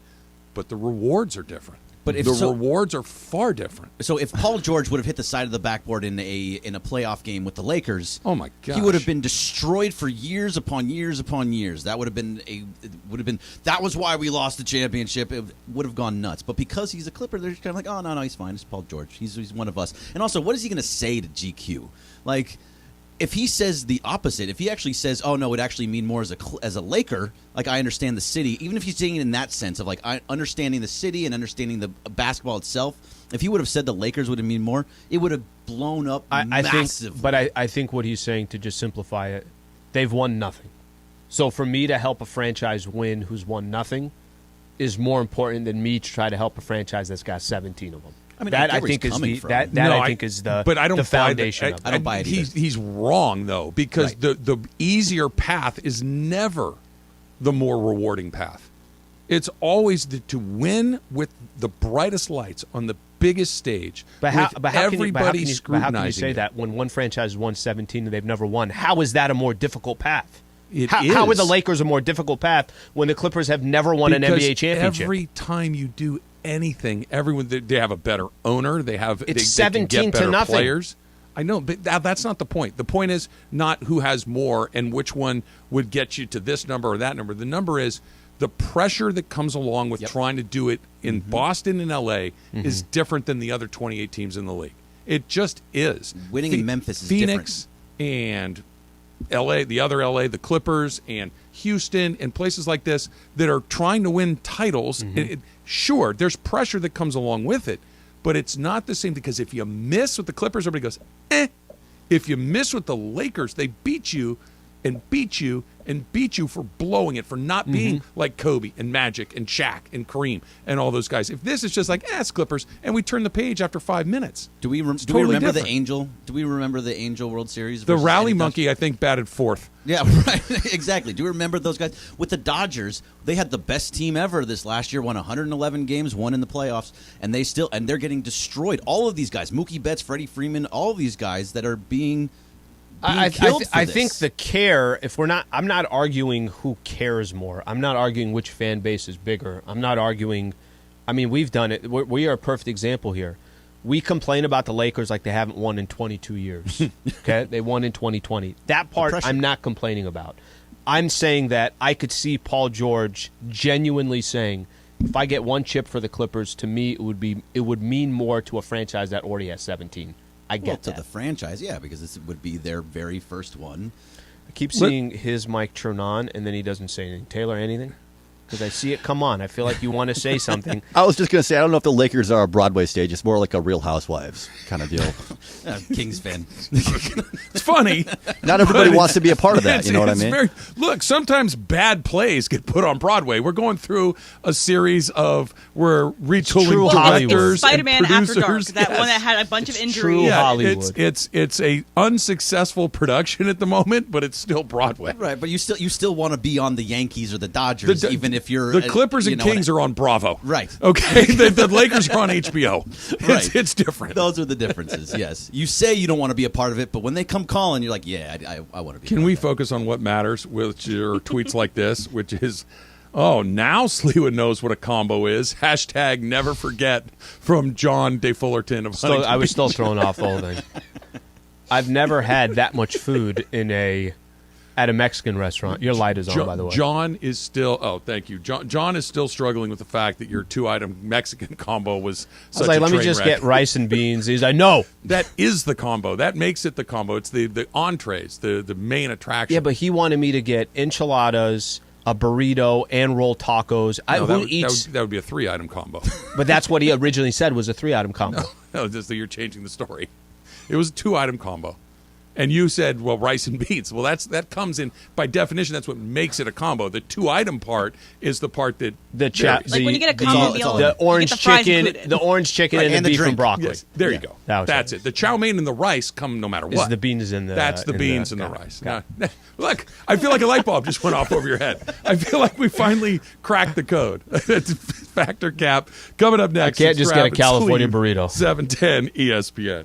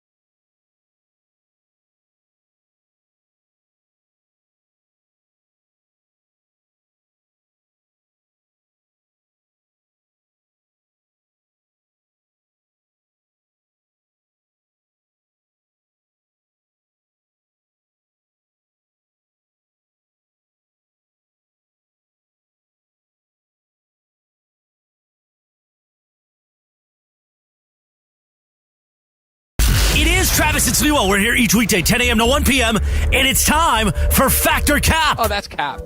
That's so cap, Dad. Everything I've said is a cap, but I'm going to go back. First of all, it's not a cap. It's No, it just is a cap. Welcome to Factor Cap. Hey guys, I'm waiting on bated breath for this text exchange. It was Bobby, right?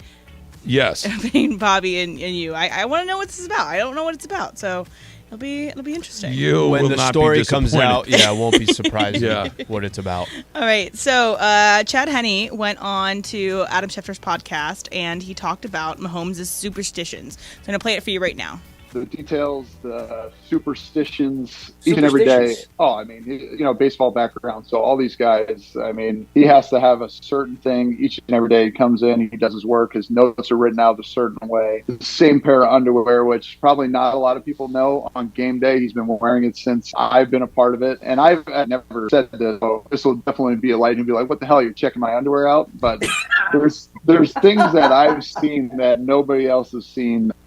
I think someone else has seen those, but Chad Henne should have kept that to himself. Travis, fact or cap? Yeah, cap. I'm all right with that. That's relatively harmless, right? Athletes have superstitions. They're almost always, by definition, weird, right? It's a little potentially unsanitary, I guess, but no, I'm all right with that. I'm a believer in superstitions. I have a few, or I had a few myself back in the day. There's nothing terribly embarrassing about that, and I don't think it's going to change his ritual, so I'm going to go cap. Berg? That's cap. I'm with Travis here. I actually love hearing those types of stories. You're retired now. You can kind of say whatever you want and give us the insight of things that happen within the locker room. If that's the weird thing that came out of it, totally fine with that. He can absolutely say anything at this point. Al? Fact, I don't need to know that Patrick Mahomes doesn't wash his underwear. By the way, I don't even know that fact. He didn't give me enough. He didn't give me enough information there where I'm just assuming, like, after a W, he says, well, I can't wash them, and then he hangs them up, and they're just kind of hanging inside the locker room, air drying, so then that the next week he could come back to play the Broncos and wear them again. There's holes in it. I don't. Let's get Patrick Mahomes on line 3. I don't need that information. I'm okay without that. Some of the superstitious stuff I like. The underwear portion can stay with Chad Henne. Taylor? Cap. I think this is just a harmless superstition. All right, so this next one, I believe it was Sunday, or it might have been Monday. Two Dallas Mavericks fans got married at halftime of their game. So I'm going to play the ceremony for you real quick. Reed and Ellen will now exchange rings as a symbol of love and commitment to each other. It is the seal of the vows you have just taken to love each other without end. Now, please place the rings on each other's hands and repeat after me. As a sign of my love. As a sign of my love. That I have chosen you. That I have chosen you. Above all else. Above all else. With this ring. With this ring. I thee wed. I thee wed. By the power vested in me and with 20,000 MFFLs as witnesses, it's my delight to declare you husband and wife. Reed, you may kiss the bride. I think the best part of it is the air horn. The horn makes it for sure. And by the way, the public address guy's got pipes. Oh yeah. So can you guys scoot over? Tim Hardaway is just warming up real quick. Can you just scoot over to the left here? All right. So Giannis would want that. This is romantic. Greg, Patrick Cap. So it depends. So fact for me that's not romantic. That's fact that is not. What am I trying to say? The statement is this is romantic. This is romantic. Cap, to me, that is not romantic, but it would be fact for those two. They obviously chose to do it, so it is fact for them, but not to me. Does that make sense? Yep. Yeah. Al? Okay. Incredibly Cap. Incredibly Cap. You're spending such a important moment with 20,000 strangers that just went and bought a dog and a beer and spilled whatever they spilt on their way back. That's who you're sharing the moment with. I think it's kind of funny. I'm glad that they did it, but if you're going to ask me if that's something I would do, I would think romantic is intimate with the people that you're closest with. It's pretty funny. I would never do it. Romance is different to everybody. Trev? What Greg just said is the right answer. Whatever gets you going, gets you going. Yeah. Right? Not everybody likes to dance the same way. Fernando Mania. Not everybody gets their motor running the same way. Right? So if you really want to be in the presence of Jason Kidd, when you tie the knot, knock yourself out. Hey, it's Luka, not for come on me. out. It's not for me, but if that's how you roll, that's fine. Yeah, it's romantic enough for them. That's fine. Taylor? Fact. In fact, this wedding is more meaningful than any wedding that's occurred in the thousands of churches nationwide. Wow. Taylor coming in hot today. I'm just waiting for Christian Wood to be there. Like, congratulations. Congratulations, Well, maybe you everybody. get, season tickets for the rest of your life or something, too. Like, maybe the Mavs will hook them up. Look, if you are a Mavs fan, Got free nachos matters. that night. Matters. Get a registry of churros and Pepsis. Emily, as Hope an they get a example, would you like to get married inside of a stadium with 20,000 people? Virginia with the Who's. Heinz Field. I would not want to get married in front. I think I would have too much stage fright. But that doesn't mean that no one should. Exactly. Right, yeah. Like, I think that these people clearly are huge fans and also don't have the stage fright aspect of it. And maybe it was cheap. And you didn't have to go pay for a whole wedding thing, which is nice for some people. You know, it's what you want. And you got people watching you, too. So, Whatever get you going, get you going. We're talking about it. I mean, maybe they're playing chess. And We're it was on playing checkers. ESPN.com. All right, so last night, my roommates and I, one roommate has a long-distance boyfriend, so she didn't have Valentine's Day plans, and then me and the other roommate are single, and so we decided to watch some rom-coms last night. So we watched Moonstruck from '87, speaking of older movies, and then we watched Twilight, which is amazing. So, but I was thinking, if you had to be in either a rom-com or an action movie, say like your agent gave you two options, you could be in a rom-com or an action movie, you would want to be in the rom-com. Taylor, fact or cap? Oh, I'm going to go with facts. Or, no, let's say it again. Rom-com or action movie? The rom-com would be fact. Okay, I'm going to go cap then. I want to be in an action movie and be a spy with Slee. Travis? I go action movie too, so it's cap for me, and I'd want to be... You'd have to get into shape. Yeah, no, I want to be one of the henchmen. I don't want to be like the lead. You want to be Penguin. I want to be one of the One guys... chop to the head and Yeah, you're done? no, I want to get blown up. I want to be like one of the guards guarding the bad guy, and he comes in, and Arnold, takes him out right away, throws the pipe at him or something. You know what like it could that. be in like the 5 minutes. in the first 4 minutes of the movie, and then you're done. Yes, That's it. You're out. perfect. That's my role. I don't need the lead. I'm a supporting guy. Berg? So I want to go cap, but I think I'm going to go fact. I would love to be the lead in a rom-com. Like, look at the women that are with you on those movies. You're going to get like J-Lo, or you're going to get, so I watched one with Reese Witherspoon last night. Ashton Kutcher. That's the Ashton Kutcher one. Yeah. Oh Yes. my goodness! I started that thing. It's not. It is dreadful. What movie? We didn't watch that one. Your It's called- Place or Mine? Yeah. Oh my God, was it terrible? It was not good. It I got through it. It was 5 minutes into it because it was the number one movie on Netflix. It turned on Netflix, Yes. and I'm like, I never see. And oh my God! Do they not Were have you any chemistry? eating- No chemistry? Were you eating Chinese food and you're like, forget it, I'm not changing the channel, you were too I into don't it? have like really passionate reaction. I just decide like, okay, I don't like this, or I do. I watch it, or I don't. I was watching this like train wreck sort of. Like, I can't believe that two very accomplished people are in something this terrible. It was And totally number fine. one on Netflix? Yeah, no, it was totally fine for it's what good it was. Netflix. It was a What? typical rom-com. It was very much. You knew exactly what was going to happen. It was very predictable. It was fine. It was nothing great, and I'm not going to go ever watch it again. But it was fine. But I don't want to be in a rom-com. Mila Kunis, it's Yeah. fine. Like, get me in And- that world. And then the people watching you are women, typically. Yeah. And Yes. you would be seen as an object of desire, and therefore, when you go Agreed. out into life, you might be seen as an object of desire. Exactly. So, anyway, Alan? That's why it is fact. I go rom-com on this too, more because I feel like I can crack a joke. I cannot jump off a 34-story building. So give me action. Don't actually do that. Action. Right? I get it. Tom Cruise does. Yeah, Tom Cruise does. Action But you movie. give Even a the one-liner. concept of doing it, I'm like, no, I'd be Who's much writing better. your jokes? I need to know who's doing your material. Not you. But then afterwards, you get to drop a one-liner afterwards. Get a little, Again, I'm gonna need script approval on little who's dry who's sets of putting this humor, and together. let's move this thing along. All right. So, speaking the same vein, when we were watching Twilight last night, it reminded me, Edward Cullen was one of my first movie crushes as a kid and all that good stuff. I don't have to explain it. He's just the vampire in the Twilight movies. So, Well, apparently you do, because all three of us went. I have no idea who that is. Where's he from? he's from he. Small family, big family. It's not really a family because they're all vampires.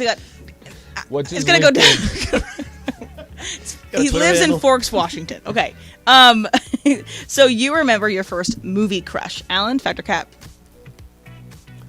Movie crush. Okay, I'll go cap, but I'll tell you what. My first Topanga, which wasn't a movie, It's it was TV. the It works. it was Boy the Meets show. World, yeah. Topanga was I'm like, who is this? Who is this beauty? Yeah. That was definitely the first crush for me. Was Topanga. Boy Trap? Meets World. Mine was TV too. I can't remember the first movie one I had. It was Daisy Duke from the Dukes of Hazzard, Catherine Bach. And I don't need to say much No, that's beyond that. that pretty much. There's a reason those shorts are named Daisy Duke shorts, and we'll leave it at that. Greg? So I actually have a TV and a movie. So the TV is Kelly Kapowski. She was 100% the greatest. Still is. Still is. Agreed. Still is. But the movie was in Loaded Weapon 1, and it was Kathy Ireland. Oh. And I loved Kathy Ireland. I actually had a poster of Kathy Ireland on my wall. Any relation? No. I hope not. It totally changes my whole world if it is. Local Santa Barbara. Is she? It's where she's from. So I believe that's where she still lives. And are you a big Unnecessary Roughness fan? Oh, God, that was a great she the kicker movie. in that movie? She was the kicker in it, yeah. Sinbad was Might the be a O-lineman. connection here. Trav can introduce you. Just saying, it's not that far away. Like, as long as you're in the same... Like, if she lived in Next time you go see the Prague, parents. it's unlikely. But that she's in Santa Barbara, it's like, I mean, got a shot. Okay. I Taylor? just thought far away. Fact, yeah, I remember it was Star Wars Episode 1, Natalie Portman. Oh, Natalie Portman's a good one. Sure. She was in, No Strings Attached? Those the rom-com? Yes. Ones. Yeah. Those Lancome, those are or good Lancome, how do you say the makeup, Em? Lancome, I think. Lancome, I believe that's the brand she reps. She does a commercial for makeup. I think it's Lancome. I like that commercial. You know, that's Sedano's celebrity crush, too. Portman? Yeah, Portman. I think she's probably... She's very smart. She that went to person's- Harvard. Like, I love how you buy the product too. You're like, look, hon, you should. I don't know why I like this, but I bought this for you. Gift card to Lancome. Comb? I don't know. Do they sell it at Are you Thrifty? using makeup a lot, so you have to figure that out? I just like to make sure everybody has what they need. Just like to make sure that everybody has it. Spending your time at Sephora? Al, we may or may not read these tweets from the boy next. That's coming up. It's Trav and Slee, 710 ESPN.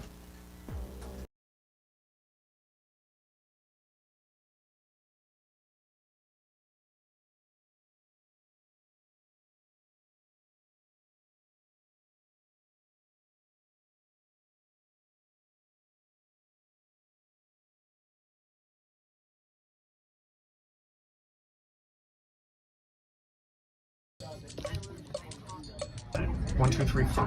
1, 2, 3, 4, 5, 6, 7, 8. There is no mistake. There's no mistake. There's Mistake. The mistake. Come on. Seriously. The. Well, that's right here. It says mistake. Okay. There's a mistake.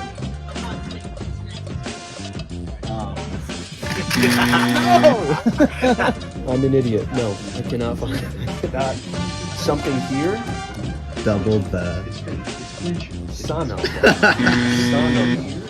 I don't see it, no. There's a mistake on this page? Yeah. Oh, there's two thus. There you are. Yeah. All right. Yeah. You beat Slee. Yeah. No, I can't find a mistake. Look at the words. Can you? Still don't see it? Find the. Yeah, there's two thus. You find the mistake. God, I feel dumb. Oh, DD? Yeah, you It's got double DD. Am I the only one that got it?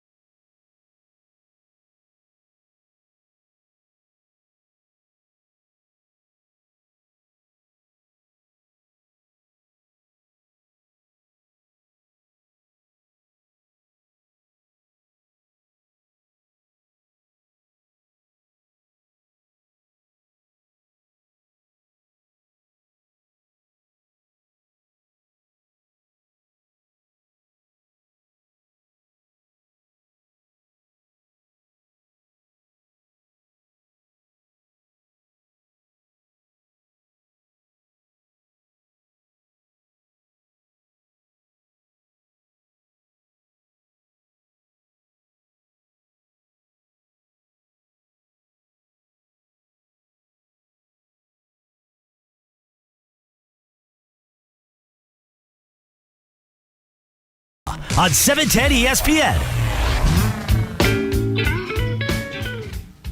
So this is going to reflect poorly upon both myself and my wife. No, more you. Maybe. I have no defense. I really don't. This is a failure, really. There's no other way to describe this on my part. So yesterday, I'm driving home from work, and Bobby calls me, my oldest son, and he says, we're just chit-chatting about work and stuff, and he says to me, what did you get Mom for Valentine's Day? And I went, oh, God, I totally forgot. And I said, because I was going to pick up flowers on Chinese my way home. food. I know, right? And so I said, thank you for reminding me. I literally was pulling in my driveway, pull right back out, and I go to Costco to get flowers. And he says to me, hey, if you're going, can you grab me a bouquet as well? Bobby has a longtime girlfriend. I said, yeah, sure, no problem. I'll grab another bouquet. And so I bring him home, and he gets home from work and very quickly comes in, grabs a shower, and he's going out. He and his girlfriend are going to go to dinner last night, despite your insistence it's a bad night to go on. Tonight's perfect. And like, okay, great. So that's where this text exchange picks up. He leaves the house to go to dinner with his girlfriend after I had picked up flowers for him to give to her. Go ahead, Al. Unbelievable. Because now it's starting to make a little more sense. Yeah. So at 7:02 p.m. is when he sent you the text, I think. Yep.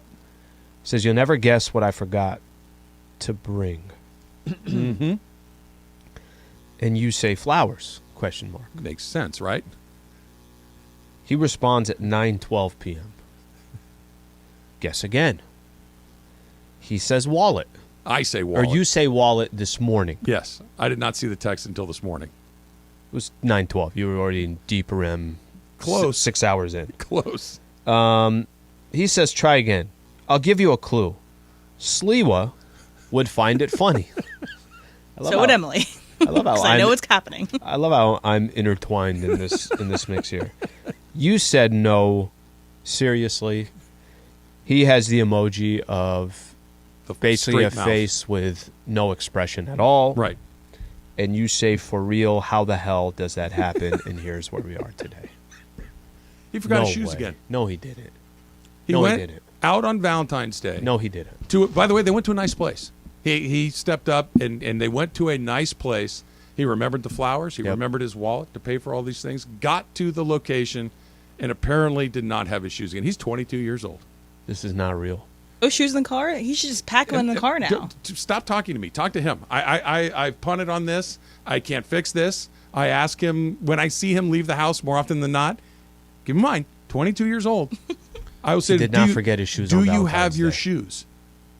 Didn't have his shoes last night at Valentine's Day. Was there a Payless nearby? Was there a shoe store he could get shoes? You see the rest of the exchange. There's nothing after that. I tapped out at that point. I have no follow-ups. I don't know what happened after that. I don't know if he bought some, if he had some at Sarah's place. I don't know. I don't know what the end game of this was. No shirt, no shoes, no service, I guess. Taylor, you've said nothing so far.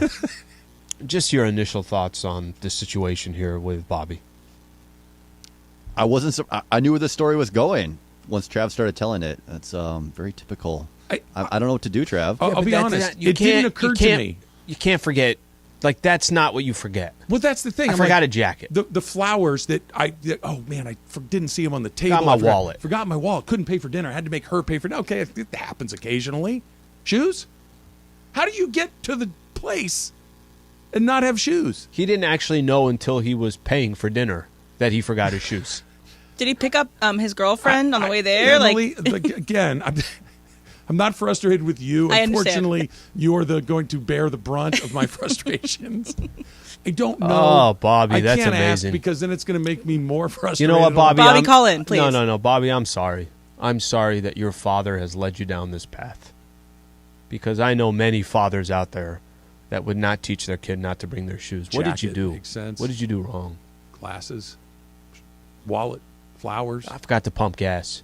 Ran out of gas. Yeah. I mean, maybe. Yep. Maybe. Yep. Got a flat tire on the shoes. My phone died. Forgot my charger. The only thing that would be more but I have shoes bizarre than no shoes would be no shirt or no pants. Those are the only two things that would be weirder than no shoes. Which I think it would be harder to forget. How do you forget your shoes? The shoes have to be the hardest to forget. The second you walk outside and your foot hits the cold concrete, I I don't have shoes on. Maybe he had socks on. And maybe that didn't register for him. What have you done as a parent? I don't know. You make me sick. Nothing good. Nothing good. That's unbelievable. That's unbelievable. That Parker really is. That's wanted to weigh in. He's asking, was he wearing slides? Parker, stop asking questions. Look, it's bad enough that you showed up in an Angels jersey today. That already bothered me. And now I don't know. I have no answers to any of your questions. He probably had slides on. Yeah, he probably had some then sandals worn, on. But if he had sandals, those are shoes. You could wear those in the You'd look ridiculous, but you could at least wear them. Was he wearing a suit to dinner? Like, was he wearing like he had on jeans and a jacket? You can't wear a suit if you don't have shoes. Well, you clearly could. What I'm saying is that he's not going that far, I think, to throw a suit on and then forget the shoes. That's a combination that doesn't connect. Of him walking out the door, he looked nice. He had on like a jacket and a pair of pants and nice shirt. He looked nice. He had pants on. That part I give him a lot of respect. But you didn't notice that he didn't have any shoes on? I guess I didn't, or I probably would have said something. I don't think there's too many parents checking if the kids have shoes on at 22. You would think I would have learned my lesson. Have you seen the show, what's it called, Scared Straight? I know the concept of it. I haven't seen it. I think that might be in order. Is there a shoe prison where I send him and he tries to... When he shows up at the restaurant, just have a cop in there arrest him. Yep. Put him in the slammer. Yeah. Or just have like broken glass outside the restaurant so that he wishes he had shoes on. I love how Parker comes from the other room and asking him, like, he's like, hey, maybe it's... No. Parker, there is no explanation for this. There is no explanation I'm with you, Parker. for this behavior. I'm on Bobby's side here. To be honest with you, I kind of feel like you did him wrong. No shoes, huh? Nice steakhouse, Valentine's Day. I don't know where they went. I don't think it was a steakhouse, but it was... cutting into your fillet and you don't have shoes. That's amazing. If it's a carpet, too, he's just kind of like laying his feet down on the floor. I don't know if he got like to the front door of the restaurant, into the restaurant, and they said so. I don't know. It's pretty terrible. Lakers have 24 games left. They need to win a lot more than they lose. We had some Clipper fans that wanted to weigh in, too. Talk about Clippers and the Paul George talking about how winning a championship's like landing on the moon. It's coming up next. It's Trav and Slee, 710 ESPN.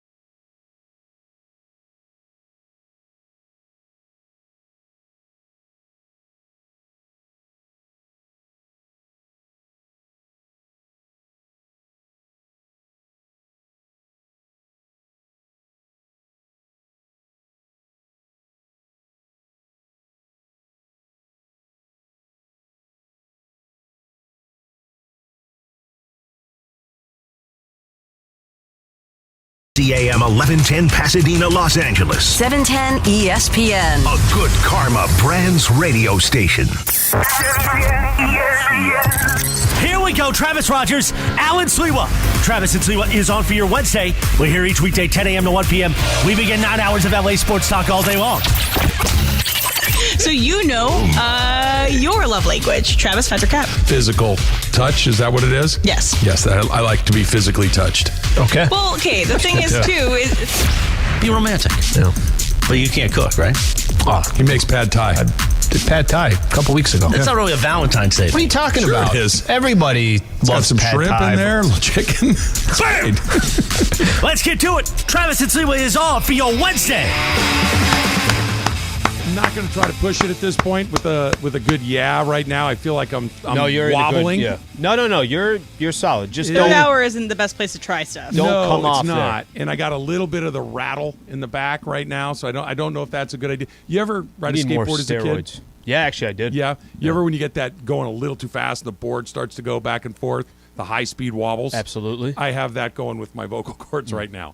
Feel if I push it a little too far, I'm going to wipe out. How's your head feeling? How many cups of water have you had? Have you heard the ringing anymore? No more ringing. No more mystery cigarette smoke floating through the studio as well.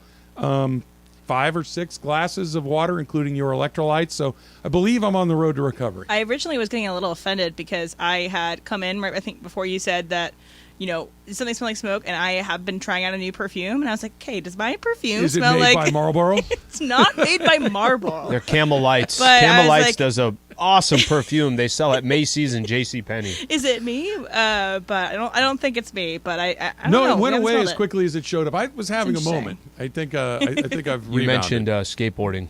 As Yeah. a kid, I think I'd have been in the X Games. However, as a kid, I used to ride a skateboard all the time. And then one time, my aunt ran over my skateboard. It was... in our car, I'm assuming? Yep. I ran Okay. it over in the car, and then my mom didn't get me another skateboard. That was So it? My career in skateboarding ended that afternoon when... How old were you? I wasn't even 10. I was probably like Isn't 8 or it 9 your or aunt's something like that. responsibility? Wait, hold on. Did you Yeah. leave it somewhere you weren't supposed to leave It was it? in the driveway. Okay, that's on you. Yeah. And maybe Mother Sliwa. So she's not wrong that that's probably on me, but when she walks to her car, she sees the whole driveway. So she couldn't have just kind of seen that there's an object with 4 wheels and a board on top of it that let me move that out of the way. It is my responsibility, but that was it. My mom was like, "Hey, if you can't ride it right now, with it cracked in the middle, then it's over." 2 pieces. Did I try to tape it back together or nail it or done. glue it or something like Then I that? picked up a basketball. 2 clean halves, or did it just splinter into 1,000 pieces? 2 clean halves. Yeah, you should have given it a shot. No, like it was rubber bands or something. Bungee cords. It was done. Magically. Not a bad way to do it. Yeah, it was done. Let's just put it that way. Yeah, that's kind of what I have with the voice. Did Little you high-speed wobble? Did you in the break? You were Yes, texting. You were yes, doing stuff. Yes, I'd rather. By the not. way, I could tell when you're. You have a certain way when you type on the keyboard on the laptop. Mm-hmm. I could tell that. I think you're texting is what I think you're doing. Right? You got that all connected there, right? Sure. And the amount of aggression towards each letter Okay. let me know that I I have heavy think hands you when are I type. communicating with Bobby. Is that fair to say? Because it wasn't an email to Justin over on the other side. It wasn't an email to Ron on the business side. No. I could tell there was some aggression. Like each letter, I think I even felt the letter. I'm like, that's a K right there. Yeah, combined with a C right in front of it. It's yeah. There's a lot going on right there. That's pretty It's good. kind of funny, but it's also And also, frustrating. The thing is, too, it's like as long as his girlfriend is not She is an mortified angel. by it. She is an angel and tolerates his. She stuff. doesn't wear. She holds her She ground. wears She two takes her. pairs. No, she takes her shoes off. If Bobby doesn't have his. Oh, okay. Also, there's a Starfish and Coffee weighed in. He said, Raquel Welch. Sure. Does Emily Great know who answer. she is? I don't. Oh, you don't? Can you enlighten me? So she was a very famous actress in the late 60s and 70s, very buxom, very beautiful, and was in a handful of movies for a decade or so. She was in an episode of Seinfeld. Oh, this is really bad of me. I have not watched Seinfeld. Okay. in But its again, entirety. Seinfeld's way before your time. No, I'm gonna watch Seinfeld though. It's like one of those things that like I'm going to sit down. I'm gonna watch all of it. But I'm a big. I mean, I've seen a handful of episodes Yeah. because you're scrolling the TV and everything, and I've seen at the gym or whatever. Hilarious. She beats up Kramer at one point. That's Just to hilarious. kind of give you an idea. Yeah, it's Do you know Raquel Welch? I don't. I'd have to see. I'd have to you actually. should Google her. She's very beautiful. Yeah. Just no problem. Yeah, it's that's good. It's put it to you this way. Who said that? Starfish and Coffee. Starfish and Coffee, and he also pointed out she passed away today. yeah. So she passed away today. He's And been in a lot of stuff. That answer that he gave, he's not the only one. Okay. That is a very popular answer of people of a certain age.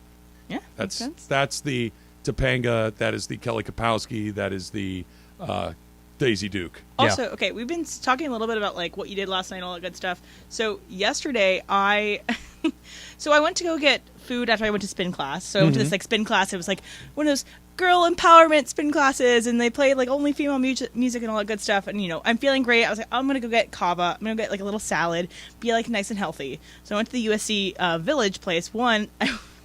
I went in and I've never felt older. I was like, I'm surrounded by... That happens fast, Em. I got bad news for you. Yeah, I know. I surrounded like 18, 19-year-olds, and I was like, oh gosh, I feel so old. And She's then throwing high fives. She's like, go Trojans. Yeah, exactly. And then I grabbed a bag that I looked, I saw, I think it says Emily. I grab my bag, I go home, I set my stuff down, I go take a shower, and then I come back downstairs to eat. I'm starving, and this is going to be great.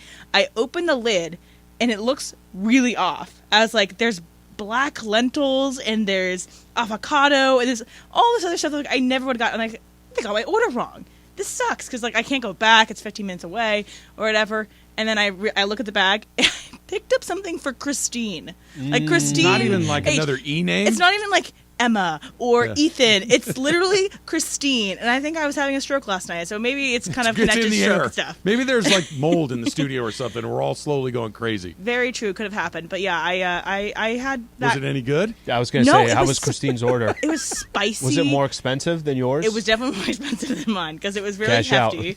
And it was spicy in a weird way, and I couldn't even get through it. What's the distance that would make you, because my first question to her was, how far away do you live from that spot?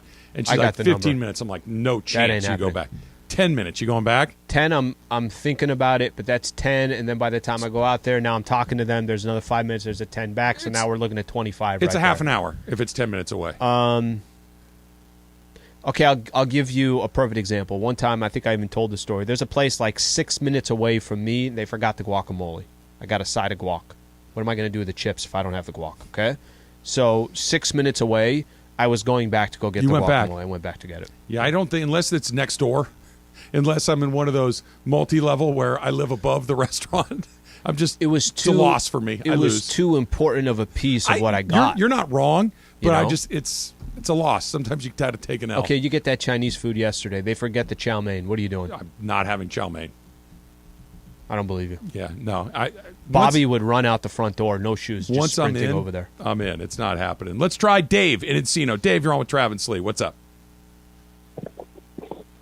Dave. Hi, guys. I want to talk about I want to talk about the Clippers and the Lakers, the difference between the championship.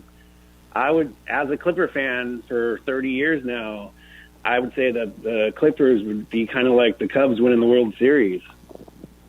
No, because the Clippers don't have a history of blowing it. The Clippers don't have Steve Bartman. They don't have Leon Clippers Durham. have a little history of not getting close and blowing it. They've only gotten to the finals once in 50 years. So you're right about that, but the 3-1, we got Kawhi, we got PG. They get that far. They had the Chris Paul, the DeAndre Jordan, but that's all in the last 10 years. Yeah, they don't have history before that. And the Cubs are the marquee baseball team of Chicago. We know that the Chicago White Sox as well. But Chicago White Sox are more like the Clippers. Like they're like it's like the Cubbies are a real franchise. Yeah. That's a real deal. That's one of the more iconic brands that has made, until they won it a few years ago, that made their reputation on either being terrible or being in a perfect position to win it and then in glorious fashion blowing it. They blew like a 9-game lead with 14 games to go. They had Steve Bartman reach in and try to steal a foul ball. Like all of the Leon Durham lets a ball go through his legs. Yep. I mean, they have all of these moments. The Clippers blew a couple of 3-1 leads in opening rounds. I think it's safe. I think it's safe to say this, and this is going back to a quote that Paul George had. If the Clippers won an NBA championship, then that's it. They're good. They don't need, if they don't go another 30 years of competing for a championship, they'd probably sit back and say, okay, we now know what it feels like. We got our championship. We got our one ring. The Lakers got one 2.5 years ago, and we're saying, is AD not committed to the team? Was he not interested in playing? I'm using that as an example. One franchise will never be content with anything. If you get 18, you're going to say, all right, well, you need 19 because then you have a little cushion on the Boston Celtics. That's what makes it so hard to be on one of those teams. And for the Clippers, if you got one, you kind of stand there and say, we got one. And that's why, like, the Clippers are, in the NBA, it's two teams, right? There's only two teams that are counting championships with both hands, right? And that's it. You either win the title or it's a bad year. That's the Lakers. That's the Celtics. The Warriors in the last few years have kind of been like that, but it hasn't been 40 years of that. It's been 10 years of that. To be honest with you, I don't even know if I could put the Celtics in that category. Yeah, I don't think about them like that. They've have one championship since the 80s. So they've almost But to your point out, they also have, 17 or 17. 18? Yeah, they have 17 of them. But it's kind of like the Cowboys, too, where it's like they haven't won it since the 90s. They haven't won it in 30 years. 11 of them with Bill Russell. That's what, right? Like, you're right. They had a wall back then. Her comp of the Cowboys is perfect. The Cowboys haven't won since 94, I want to say. It's been 30 years. But the Cowboys, it's Super Bowl or nothing. That's just the reality of some teams. And where the Lakers, it's just kind of the reality, right, of where they're trending. They have won in the last 10 years. We were talking about this, about the playoffs. The last time that Crypto.com was full for a real playoff game, it was 2011, 2012, when it was still Kobe on the team. It has been that long since the Lakers have had an opportunity because of you had COVID that stopped the season. You play the rest in Orlando. Then the next year you go to the playoffs. It's against the Phoenix Suns. First round, you don't really have you can't have capacity. They went 6 years without making the postseason. One of those years was with Bron. That's why it would be so devastating to go another year. I'm not a fool here. I understand the Lakers, they should not be in any conversation about competing for a championship. However, it would just to make the playoffs, I think would be nice for a franchise that has not had a full stadium and just to kind of have a little bit of hope. That Lakers team hasn't really given you that much, at least this year, to feel like there's That's hope. the best explanation as to why they need to get in that I've heard from anybody in a very long time. That they have not had a meaningful game in that building in a decade. That's hard to imagine. That they've won a championship, but because of incredible circumstances, it didn't happen here. It 6 happened years somewhere without else. the playoffs. It's bizarre, and maybe a play-in game against the Golden State Warriors, well, that'd be on the road. They'd be the 10. Going on the road. They need to win to go, but then they'd be on the road anyway because they play the loser of 7-8. They need to get into 7 or 8, Al. Because if they're 9 or 10, even if you get to 9, you're going to have you'll have one. You'll you're at right. least If get you're to host 9, you one. get the home game, and so they need either be 9 or 7 or 8, 7 or 7 or 8. Win the because 8 they would still host. They could get in. There's a scenario they get in the play-in, and they still don't get to do host it. a game. Let's get into the top 6. Let's make sure that happens. Is tonight a must-win for the Lakers, even though there's 24 games left? We'll do it next. It's Trav and Slee, 710 ESPN. All right, what better way to start your day than with Honey Nut Cheerios? Honey Nut Cheerios is made with whole grain oats, making it a heart-healthy food. It's also has a touch of real honey, making it delicious, so you don't have to compromise on taste. It truly is the perfect combo. Great tasting and good for you, and for a limited time, Cheerios has changed some of its iconic O's into hearts to remind Americans that living a happy, heart-healthy lifestyle can be fun, easy, and delicious. Look for Cheerios with happy heart shapes wherever you buy groceries today.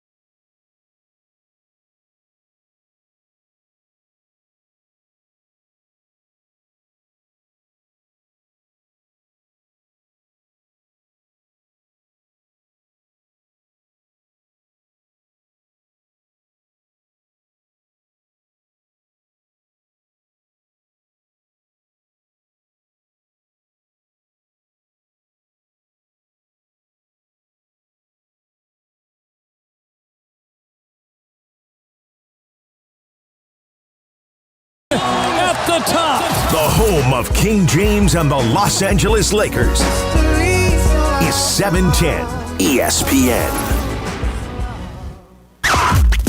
It is the show that begins 9 hours of LA sports talk all day long. Each weekday, 10 a.m. to 1 p.m. This is Travis and Sliwa on 710 ESPN. A couple of tweets here, Al. I don't know if these are commentaries on my parenting or whatever it may be. I'll let you decide on this. Jason Torres writes, what's more likely, the Lakers making the playoffs or Bobby going a month without forgetting his shoes? That's one. John in Huntington Beach says, actually kind of blame Bobby's girlfriend for this. She should have noticed women are supposed to check us out too. That's kind of funny. Don't blame her. Well, brings up an interesting point. Like they've been together a long time. She should be trained like I should be, like kind of glance over. Or like text him on the way over, hey, just double checking, you got your shoes on? Or when you get in the car, like, dude, you don't have your shoes on. And then lastly, Aaron Palmer writes, you know this situation is scaring parents. It's like when you see stories about school bullying. What if my kid becomes this? Well, Aaron, if you have one that forgets his shoes, just prepare to be frustrated. Thankfully, he has many, many other redeeming qualities, but remembering-ish is not one of them. That exchange is so perfect, too, because they weren't like pop, pop, pop. It was like, here's this. Each kind of give you a little bit, some breadcrumbs. Here's sort of the situation. It never occurred to me. 2 hours later, here's a little bit more. Couple in the morning. Now it's in the morning. Now the conversation is restarting. After the wallet, I'm like, what else could he? Like, I'm thinking it had something to impact the date. Like he got it because he couldn't pay, or he forgot the flowers. Did you knew right away, Emily, that this was the end game? Yes, I knew once he started teasing it out. Yes, that it was going to be about. Did you? No, I needed more. Pieces. Also, another thing it could have been a license. So, like, he couldn't have gotten wine or whatever at the table. Because, like, my roommate... issues. My roommate this past weekend, she was out. I was not. She texted me, like, at, 1 a.m. It was like, hey, could you take a picture of my ID so I can get into this club? And I was like... Sure. And then she ended up being able to get in with just a picture. And then she's like, the bouncer is probably just really tired and just let him in. You're far closer to this. The three of us have kind of aged out of this a long time ago. It seems like the standard for getting served in places has changed dramatically. It feels like all the rules are out the window. If you just say, oh, no, I'm 21, they start pouring drinks. It's odd to me. Well, do you notice this from being with your children at dinner? Yes. Because if your parents there, they don't really care. But I've seen it. That's part of it for sure. But the other part is I was out the other day at a restaurant sitting at the bar, and these two people sat down at the bar next to me. If you would have said to me, how old do you think they're? I don't know, 17 or 18. They ordered drinks. The bartender kind of gave them the, really? And they're like, oh, no, really? He's like, okay. Like, that's how it goes now? Trust. Everything is trust now. Where were these people when I was 17? It's funny. I would actually kind of think 20, 25 years ago, people cared less. Oh, I feel like now it's like more. I would assume just because maybe it's just you lose your liquor license or whatever. There's more at stake. I'm not worried about it anymore. It was, I don't know, maybe COVID. Can we just blame that on COVID too? Yeah. Sure. COVID changed all the rules along the way. 24 games to go for the Lakers. They're 26-32. Here's some numbers, Slee. If the Lakers go 16-8. Okay. It's not happening. They'd be 42-40. Mm-hmm. If the Lakers go 15-9, exactly 500, 41-41. Yep. If they go 14-10, which feels like a lot, but not totally out of the realm of possibility. Yeah. 14-10 feels like if they are what we're hoping they'll be, 14-10 feels right. 40-42. Can I tell you what 14-10 means? I'll tell you what 14-10. 14-10 means these new guys that they got fit pretty nice because you're playing a lot of teams that are also in front of you. You're playing a lot of playoff teams. You're playing teams that are also going to be jockeying for position. So that 14-10 means, wow, Vanderbilt was a nice addition. That guy had something. You know, Malik Beasley, that's the exact type of three-point shooter they needed for spacing. D'Angelo Russell is a more traditional point guard, and he can help get into sets and this and that. That's the additions that you brought. On top of that, it also means that LeBron's playing more games than he's not. So if there's 24 games left, LeBron's going to play in 18 of those, maybe 20 of those.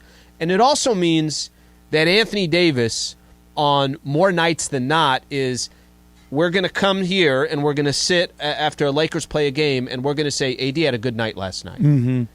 All of those need to happen to, in my opinion, I think you're right, to be 14-10. Not the 16, not the 5th. To be 14-10, I think you're going to need all those to happen. All those, yes. But one other thing needs to happen, too. 3 of the 4 teams that you need to jump need to go bad. Because if they just kind of sit where they are, Al, 500 right, or so. 500 or thereabouts, if one of them sits where they are, you're out. You need almost all of those teams above you to come back. 1 almost certainly will. 2 might. 3? I don't know. 4 almost certainly not. So you're going to have to find a way to get that 15th or 16th win to just kind of hedge your bets on what that number is. Because 41-41, if you look at it right now, the 10th place team is 1 game under 500 at 29-30. Yeah. So if we just assume that a game or 2 under 500 or right at 500 is the line, you're not going to get there. You're just not going to get there. Even if you play well, you're barely at 500. I don't know if you want to know this or not, but I think it's kind of funny. Do you know last year what the playing tournament? Oh, it was way under. It's like 9 games under 500. The Spurs were 34-48. 14 games under? And got to number 10. Yeah, that's not By the happening. way, this is the part that's comical to me about the playing tournament. I know why we do it. I understand it. People, you don't get it. There's just more revenue. I understand all that. But you still want to give a team who's 34-48 a chance to make the playoffs. It's just, that part to me is so It's funny. silly. It's so funny to see that. You Couldn't already you do get it? 8 in. I get. Yes, I think I know what you're going to say. Your first thing is the right answer that, look, they're not going to throw away a game's worth of revenue. Yeah. But we're going to go to 10 as long as that 10th team is 500 or better. Yeah, sounds good. We'll go to 10. Yes. But not if you're 14 games under. Yes. If you're 5 games under. Sorry, no. Our playoffs need teams that have won at least as often as they've lost. So if, just to use that as an example, let's say the 10th seed is below 500, and then let 8 and 9 fight it out. Yeah. 7, you're in. Yes. Just simple as that. Exactly. Simple as that. And if Yep. you only have 8 teams over 500, then 8 here's your teams top are in. 8. If you got 7, then the 8th team gets lucky. Chad, they they slide were in. 14 games below 500, made the playing tournament. You know what's worse than that? They won a game, didn't they?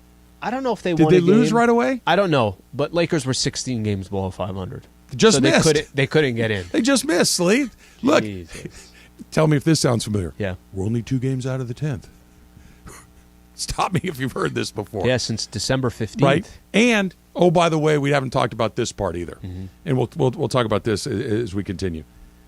They play their 24 games, as far as I see it, 3 games of their remaining 24 are games the Lakers are going to win that game. The other 21 are, we'll see. Maybe. Yeah, they can. Can they beat Minnesota? Of course they can. Can they beat Dallas? Yeah. Can they beat Phoenix? Maybe not. Play them twice. Play Golden State twice. Play Can they Memphis beat- twice. yep. Play Yep. the Clippers once. They got a bunch of games that you're going to have to surprise me a little bit to win it. They play Houston twice, both times in Houston, and they play Orlando. And they play in Chicago is Chicago. What's Chicago? Sleep? I think they're one below they're 11th, so they're a couple, maybe 4 or 5 games. 26 and 31. They're about the same as the Lakers. Yeah, 4 or 5 games below. They play them 500. twice. So, very simply put, to make just the playing tournament, you're going to have to play some good basketball in your final 24 games. So, and someone else or some bodies else need to play poorly. Which, in a weird way, it's kind of like, all right, well, you earn your way in if you get there. And if you get there, then you'll have had beat some good teams, and maybe you had some luck go your way, and maybe those guys are playing good basketball. But when the conversation, comes up, I was doing Lakers talk yesterday. This was kind of the conversation. They're going to make the playoffs. They're not even make the playing tournament. And I kind of stated, in every scenario so far this year, they've told us, no, we are not going to make the playoffs, and we're not going to make the playing tournament. Bron healthy, Bron not healthy. AD healthy, AD not healthy. Russell on the team, everything has told you no. The only scenario that we have not seen yet is post trade deadline. You have new guys, And if they went out and if 14 wins got them in, then you're also saying to yourself, okay, well, we beat some good teams to get here. Mm-hmm. Now there's some momentum. Now we can actually have a real conversation of saying, okay, can they beat a part of that top 8? But how do I try to convince somebody that they're going to be a part of that top 10 until you see some type of consistency? They take a step forward, they take 2 steps back. They give up 110 points, they give up 133. How do I know what they're going to be on a night-in, night-out basis? Another part of this as well, and I think we're seeing the beginnings of this with LeBron missing the last 3 games. Maybe he'll play tonight, maybe he won't. We're still waiting official questionable word there. right now, yeah. How much rubber do you burn off his tires just to go 14-9, right? Or 14-10? Like, do you have to play him 42 minutes a night to do it? And if you do, what's left by the time you get to the postseason? Because we've been seeing it. McMenamin was talking about it the other day, that the reason they're in the position they're in is you're playing LeBron 35, 38, 42 minutes a night, and the result is he just had to take a week off because his foot's bothering him. So if the only way you have is to play LeBron heavy minutes over the last 24 games, what version of LeBron do you have by the time you get to the postseason? And especially once you, and this is the best possible scenario, if you get into the second round, again, pie in the sky stuff, you're playing every other night, right? You're playing every other night with the guy in his 20th season, playing every other night with a guy that's, in AD's case, that's had all sorts of trouble giving you consistent performances, staying healthy. The schedule actually gets more arduous, not less. What does that mean? I think the last 4 games is a perfect example of how Bron is going to be used. If he can go, he's going to play. And if he can't, then he must really not be able to go. Bron's not missing these last 3 games for precautionary. He's not. Bron's missing these last 3 games because he can't go. Let's take a quick phone call here. Let's go to Solomon. Solomon, you're on with Travis Lee. What's up, Solomon? Hey, guys. Yeah, thanks so much. LeBron, don't play tonight. Don't play in the All-Star game. He's been playing through injury off and on all season. You want him fresh for the stretch. You let him recover as much as he can. And I also have to say something about Darvin Ham. I think we're seeing it more and more. Unfortunately, he is not a good X and O's guy. He's great with players, great with personality. They buy in. They play tough for him. He's on a learning curve, and I guess we're just going to have to be patient with that as Laker fans. Okay, I think this is really interesting. I like Darvin a lot. I think what he said is fair and accurate. These guys play hard. These guys seem to like him, which I think in the NBA is like 80% of the job description. Yeah, it's a good point. Right? I really do. I think that your relationship with your coach. No question. Do guys buy into me? Will they respond to my leadership? It's like 80% of it. The other 20% is in those games where a decision or two could tip it this way or that way, are you making the right decision more often than not? He hasn't. Think about, we've talked about this, foul, not foul, three-point line, not three-point line. We've had, 4 or 5 of those this year? Okay? Most of them have not gone the Lakers' way because of bad shot selection, not running a play, calling a timeout, getting a foul, all of these things. If 1 or 2 of those go the other way, they're there. But that hasn't. It's all of these things. Do guys play? Yeah. Do I like him? Yeah, I do. But he's inexperienced. I'm not saying he's a bad coach. I'm saying he's inexperienced in these moments. And if your assistants aren't on point with this stuff, if you're not on point with this stuff, if your players aren't exactly on point on their own on this stuff, it adds up. If they miss, they're not going to miss by 10 games. You're going to miss by a game or 2. A game, and they've had a game or 2. You're like, ugh, that was not good. Here's the problem with that. Then I'm going to add that to the element of the final 24 games. So the only thing I missed then was I said Bron's got to do this, the role players got to do this, and Darvin Ham also has to be in a position where, hey, I think they won that game because of him. Or they didn't lose that game because of him, right? That at least if you lost, final 2 minutes, you made the right decision. You missed some free throws. You missed an open shot. Whatever it is, at least you got an open shot. We didn't give up a 3-point shot when the only thing that could beat us was a 3-point shot. 3-point, like those sorts of things.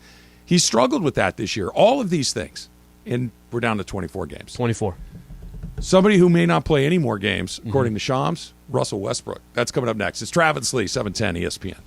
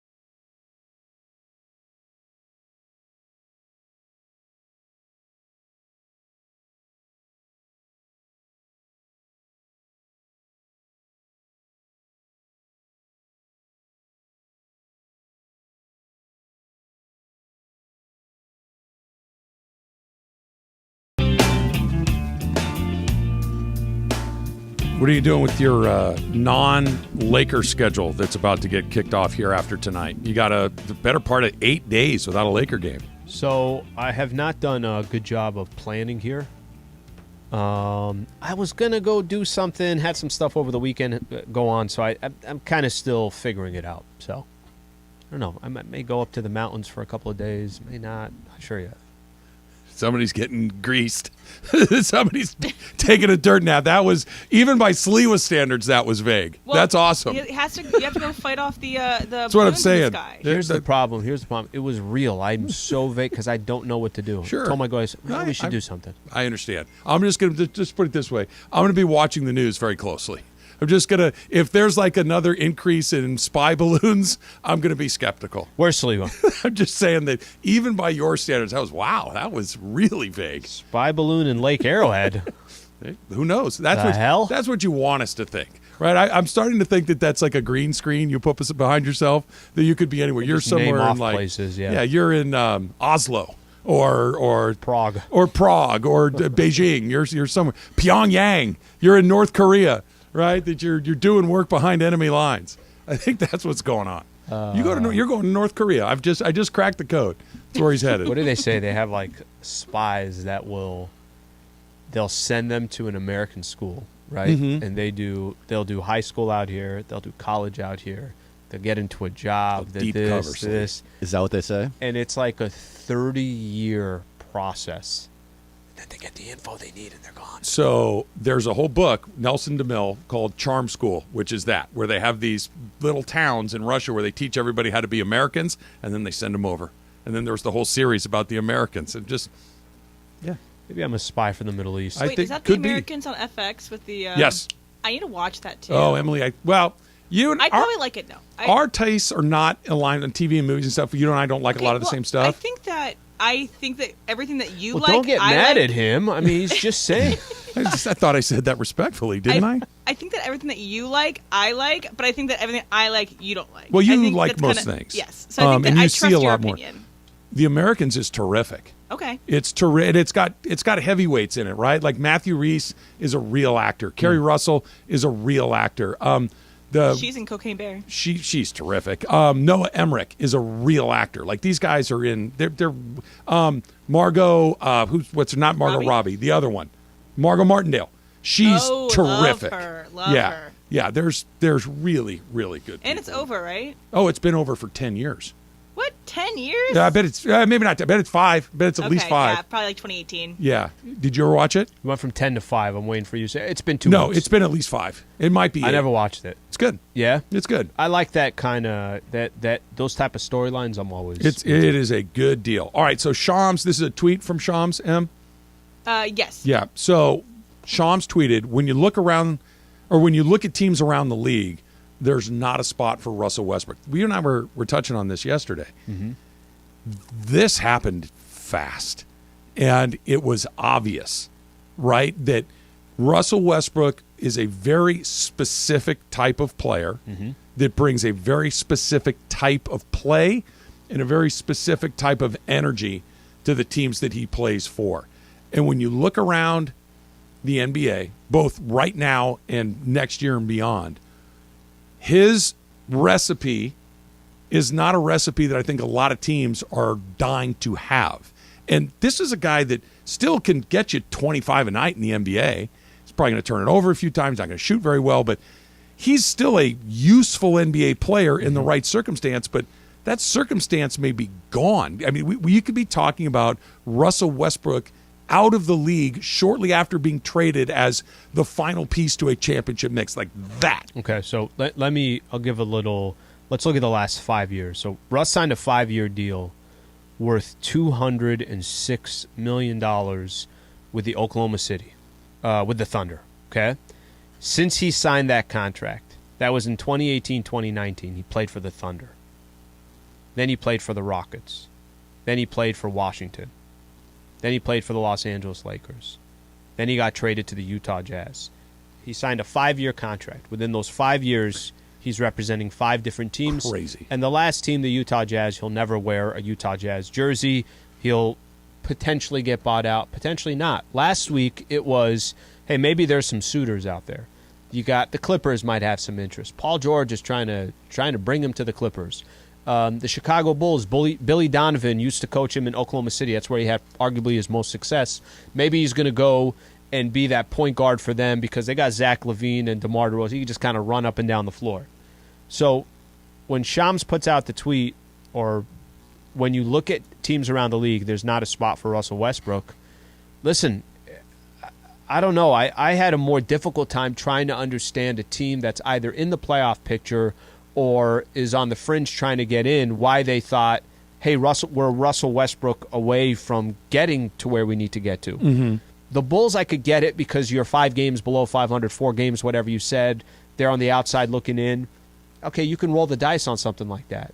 But if you're the Clippers, and you and I have talked about, they have 12 guys deep, and I'm not kidding. The 12th player on their team is going to get a lot of playing time with the Lakers. They have a really good roster. Do you need to have Russ on that team on top of that?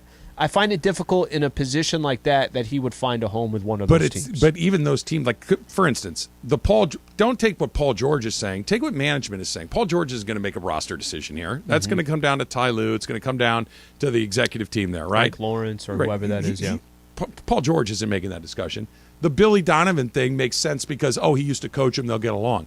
Billy Donovan also knows exactly what sort of guy he is. And to your point, this is a mediocre team that doesn't really need what he does. Nobody really needs what he does. This is, if you're asking me, the most likely explanation of all this is the agent is throwing things in the air to try to generate some interest. These guys, he may go here, he may get bought out there. Because when you just look, and it's not just his play, his presence is very unique. Sure. He's a very unique type of guy. Yeah. He's serious if we're being charitable. He's difficult if we're not. He's combustible if we're not. He's abrasive if we're not.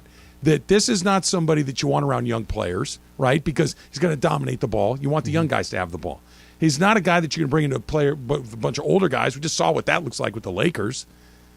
What's in between? There's really not a lot of in between of those two. You're either one or those two things in the league. The Bulls are kind of the middle that you're describing, but to be 3 games under 500 to what end? So I meant Lawrence Frank. But real quick, I'll throw this your way and you tell me. Does he end up on a roster the rest of this season? I don't think so. Yeah, look, I don't be think honest. So. I'm not surprised at all if he doesn't. I think the more interesting question. I'm not surprised question, at all if he doesn't. What if it's not only? What if he's done? Well, that's the other question. The other question I was going to ask you is next year that contract's done, $47 million, whatever the $206 that he got paid. Is there a scenario for him? Because I think, if I look at other players that have aged a certain way, they still brought value to a team. So Carmelo Anthony, there was a point where I need the ball. I'm going to do a lot of ISO. I got to run stuff through me, this, that. Until he decided, okay, no team's going to take me for that role. But I'll tell you where I can be helpful to the NBA. I could spot up and hit threes. Okay, he still had value. Russ is not a spot up, I'm going to shoot threes. Russ is not a, you know what, guys, let me churn down. I'm not going to go 120 miles an hour. I'm going to go 40, and I'm going to be like Mike Conley. I'm going to get people setting an offense, that. Not a chance. Then what is the value? Yeah. Then what is the value? I think the value, he'll be, to answer, I don't think he's on a team the rest of this tickets. Year. No, nobody needs to see that. I think he will be on a roster to start next year. I don't know if he makes a team, but I think it's one of those things like, let's bring him in. Let's see what it looks like. Let's see if he can go to that 40% or 40 miles an hour. Let's see. He's telling us he can. Let's see. But I'm going in with my eyes wide open. It's low value. There's very little risk to the team involved. And if you want to play this role, great. The second you don't, you're done here. I don't think he would respond super well to that. I don't think he's made Interesting. A fortune. Interesting. Right? He's got businesses. He's an interesting guy. He's a bright guy. That maybe he's ready to start that next chapter in his life because the chapter of here's the ball, go run your team, adios. But what's crazy, you don't go from $206 million contracts, $47 a year, to I can't find a contract. You go from that to 2 years, $10 million, Maybe, and maybe not. The Dump coming up next. It's Trav and Slee, 710.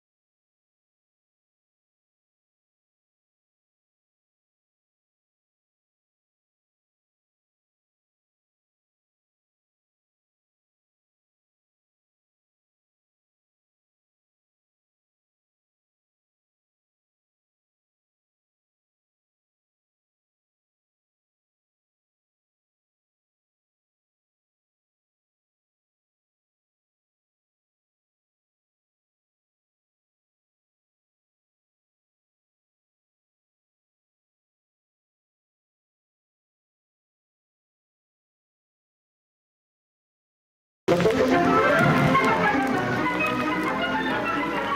awesome. That's awesome. All right, let's start here. I had my wrong button pushed, Slee. Well, it was great, too, because I thought, we do our lookie and then we turn our volume down. Yeah. Other times we turn it. I forget to turn it up, so I don't know what's going on. I just see Taylor looking at me like, so do you want to go back on the air? I didn't know, but we're back. We made it. We survived along the way. Mike Trout's good. He spoke with Ohtani. I think we're good to go. This is what he has to say about Ohtani's impending decision on whether he's coming or going. He's got to do what's right for him and what he feels right. That's all up to him. If he feels that staying in Anaheim is the right move, he should do that. And if he thinks otherwise, it's I'm going to do as much as I can to try to convince him to stay. Good luck. He's got to really sit down and think about it. It's a big decision for him, probably the biggest one of his life. It's a difficult decision because for him, it's a different. If he does stay or if he does, I don't even like saying it if he leaves. It's going to be different for him, but new atmosphere, new people, new teammates. But like I said, I'm going to do whatever I can to keep him here. Get used to that.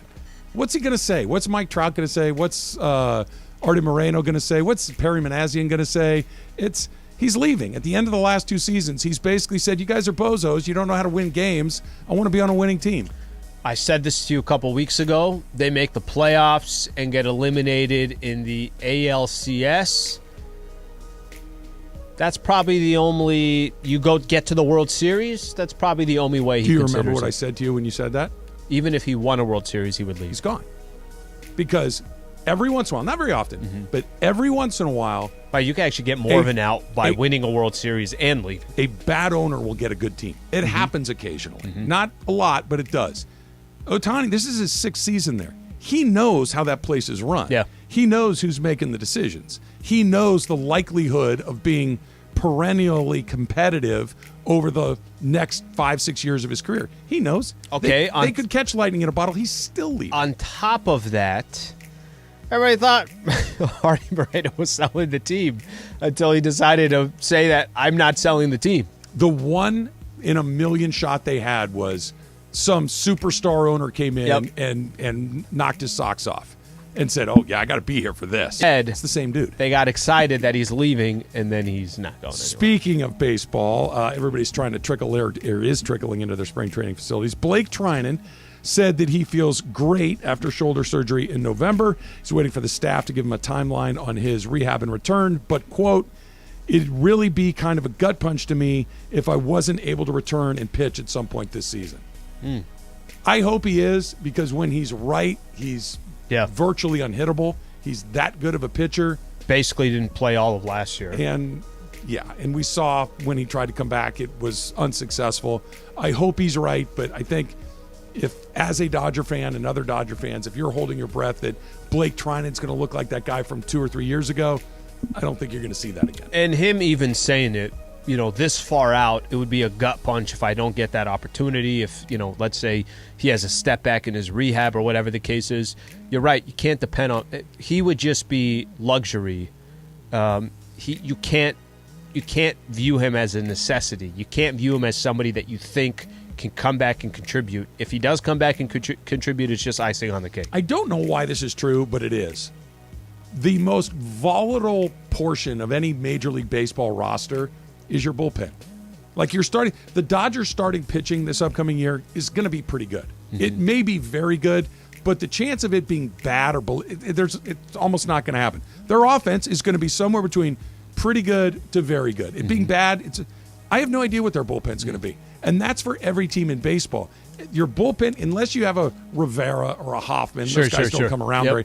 But who the hell knows? If they were consistent, they would be starters. Every year, if Alex Vezia, who's pitched really well for the Dodgers last couple of years, came out and laid an egg, I wouldn't be shocked. If a guy, Victor Gonzalez, was one of the anchors of them winning the World Series, he can't even make it back onto the team. It's just so weird how those guys in the middle. And usually the teams that go the furthest are the ones that have lights out bullpens. You need to catch a couple of guys on that upswing along the way. Today is the 81st birthday of the New York Times crossword puzzle. First one was offered February 15th, 1942. Wow. You a crossword guy at all? My mom does it every day. She lives that thing. I'm not, and I see people most on airplanes. They got that thing out, and they are playing the crossword puzzle, and they're doing their thing. I'm not never was. I mean, I guess for a very brief time, but never caught into that. You guys crossword people at all? I love it. I love crosswords, and I also love mini crosswords because they're so easy to solve. They're so satisfying to solve. Yeah, you can do it in a minute or whatever. But what's good about crossword too, because me, I love trivia. I like knowing random little things, like bar trivia. Yeah, exactly. So crossword is essentially little random bar trivia, but it uses a different part of your brain too. But the New York Times one is very difficult. Yes, it's incredibly difficult. And I've never solved it all the way. It gets progressively more difficult throughout the week, with the Sunday one being the King Kong. Yeah. Is that right? Yes. A lot of times when I'm talking, making a point, is when I look over there and she's doing crossword. Only when I'm talking. She's figuring out. Are you texting Derek Hall a picture right now, John? Yeah, I figured. I figured as much. I saw Derek on the TV right there. John's in the house. Let's start with a little super crosstalk.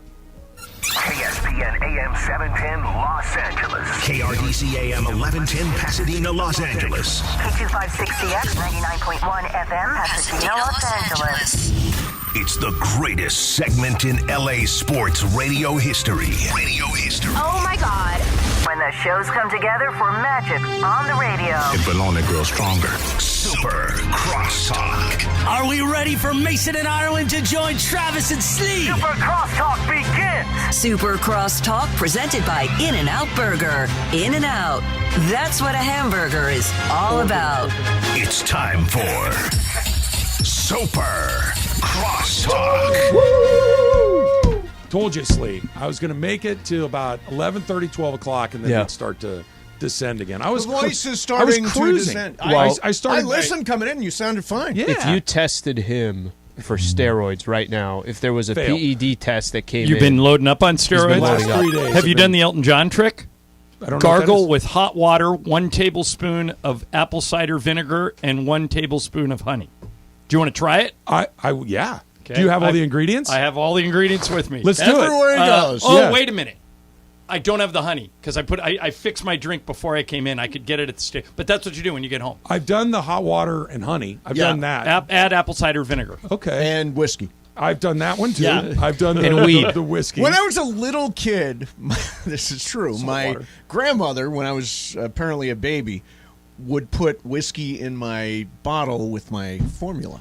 You know what that is? That's good parenting right there. That is. Wow. That I is. think that baby buzz. There is they something would crush about up asprin with sugar and whiskey. I think, and that's what I got. Is that what it is? I was a little bit stunned driving in here today, Emily. That you too, Slee. That neither one of you know who Raquel Welch is. Oh, come on, Raquel Welch. Now, Emily, here's the thing.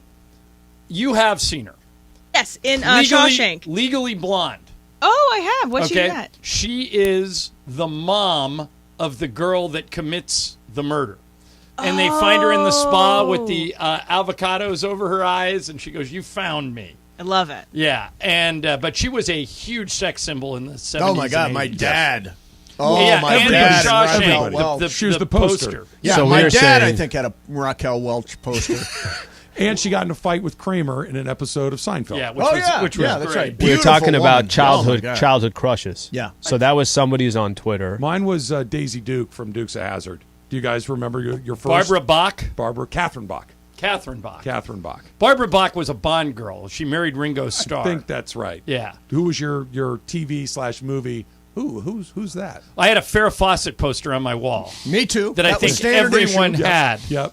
Even I had one. The red bikini one? Yeah, the red bikini one, Yeah. sure. Yeah. The other day I said, I made a reference to bikini, and some girl goes to me, "You can't say that That's anymore." what you said. And I went, "What?" She goes, "Can't say it." I go, "Since when?" She goes, "It'll offend someone." Well, there you go. But this is We're all getting canceled somehow. You're the one that was watching Baywatch on. Didn't have his own Baywatch channel. Yeah. No, Sleep. I don't have my own Baywatch channel. Everyone can have their own Baywatch channel if they buy a Samsung TV. That's what. What? Baywatch that was a live endorsement for Samsung TV and Baywatch. anticipated cord cutting. Right. So if you buy a Samsung TV and hook it up to the internet, they have their own network. It's about 1,000 channels. And one of them is a channel 1360. Don't ask me how I know. One of them is a 24-hour Baywatch channel where all they do is run They start at season 1, episode 1, and go all the way to season 11, episode 20, and just run them continuously. I think it was you that were telling that you bought like the Korean dubbed version of L.A. Law. Oh, L.A. Law. Yeah. That's what. When and by the way, you can still only get partial seasons of L.A. Law. You can't go back and get them all. But Why I doesn't bought that not them. live on Peacock or something? That's where that. You would think so. It's an NBC show. Yeah. It might now. I mean, now that we're developing all these old things. Do you have old shows that you go back and watch? I don't actually. I always want what's new and what's the next thing. I don't often go back wait a minute. and rewatch stuff. Did we bring up Raquel Welch because she died? Yeah, she died. died. I didn't even know that. I thought you guys were just talking about I that. figured you brought it up because you love. No, I just saw Raquel Welch died. I thought you guys just brought it up. Yeah, no. Well, it came up. I didn't think she was 82. Double dip. Neither did I. From a tweet, right? Somebody had said that. Well, the question started with your TV crush. Somebody answered Raquel Welch, and then oddly, that she passed, or she had, or maybe that person had seen it. But By the way, looked the great right up until the end. Oh, I mean, for I sure. saw her like a year ago at some award show. She looked fantastic. You're an old TV guy. You're a new TV guy. I still watch. I'll still throw on an episode of The West Wing, Seinfeld, HBO Max, Seinfeld, definitely. Yes. Seinfeld is now on Netflix. Cheers is on the Hallmark channel. All right, you want to can't miss on Hulu. That you'll even if you watched all the episodes when they came out.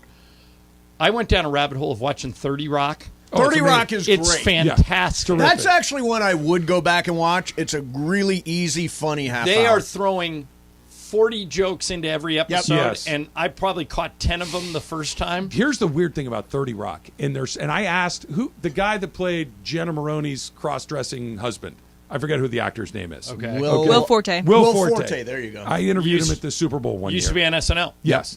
And I asked him this, and he looked at me like I was crazy. And I'm like, well, maybe I got it wrong. I have gone back and rewatched the series. I did not have it wrong. In virtually every episode, there is one or more jokes about the NBA.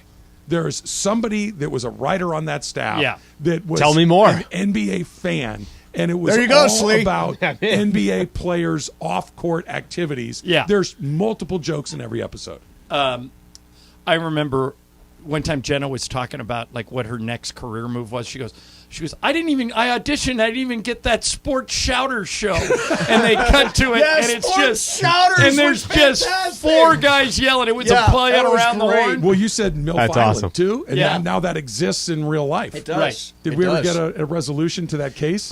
The MILF Island case? I didn't realize there was a case. Ireland, what happened on MILF Island? You were the only person I know Well, no, who we watched. were talking about it. That there was a joke in 30 Rock, Right. where like, And we wondered if 30 Rock had intellectual property rights. That's it. Yeah, I don't know if they sued or not. They should have if they didn't.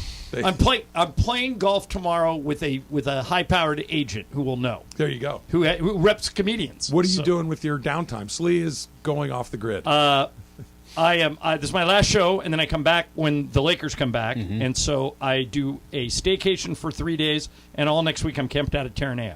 Oh, Sunday nice. through Wednesday. Fancy. Nice. Yeah. All the golf will be played there? No, I'll play golf before I go. They only have 9-hole course there. You could go play at Trump next door, but that comes with that comes with jumping through some hoops. So no, I'm going to play a lot between now and Sunday, and then after that, next week I'm just goofing around. So a lot of crosstalk with you and me, Mace, over the next couple. Oh, of that's days. right. Yeah. You, me, and Momo. AK You're tomorrow. not right. Who's Yeah, filling we'll in be for right you? there. AK tomorrow. Next couple of days. Yeah, So it'll AK. be you, me, Andy, and Momo. Yes. For Super New band. Crosstalk. Yeah. New band. Exactly. So my boy left his shoes. Yeah, behind I again. don't understand how you unbelievable. leave without your shoes. How do you go outdoors That's his thing. without your like shoes? everybody does certain things. That's his thing. He's 22 years old. Yeah. He goes out with his longtime girlfriend last night to go to dinner on Valentine's Day. And he texts me. He's like, "You're not going to believe what I forgot.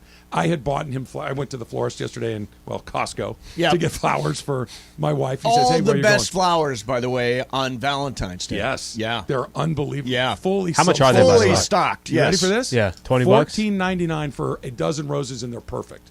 Oh, they're perfect. Yeah, I got ripped off. Wow. They're Ripped perfect. off. That's the best deal in history. No, that's No, a great deal. I got ripped off. Oh, I'm okay. saying Yeah. where I went, How much I got did ripped you off. spend? Did you spend like 100? 60. Well, I'm surprised they didn't get you for more. Yeah, and they're perfect every Yeah. year, perfect. And there's a line of guys like me buying them. So anyway, Bobby texts me and says, "Can you grab me some too?" Sure, no problem. He texts me last night. You're not going to believe what I forgot. I'm thinking, you forgot the flowers. No. Guess again. Thinking, okay, he's out to dinner. How about the wallet? Your wallet. Nope. I'm thinking, what? Huh? What? He goes, Sliwa would think it's funny. I'm like, oh, you got to be kidding me. You forgot your shoes. Again. He showed up, went to a place in Newport, a nice place in Newport. Look at Mason's face. He's so shoeless confused. to the restaurant. Shoeless. But I'm trying What to was think. the restaurant? Do you remember? Peninsula.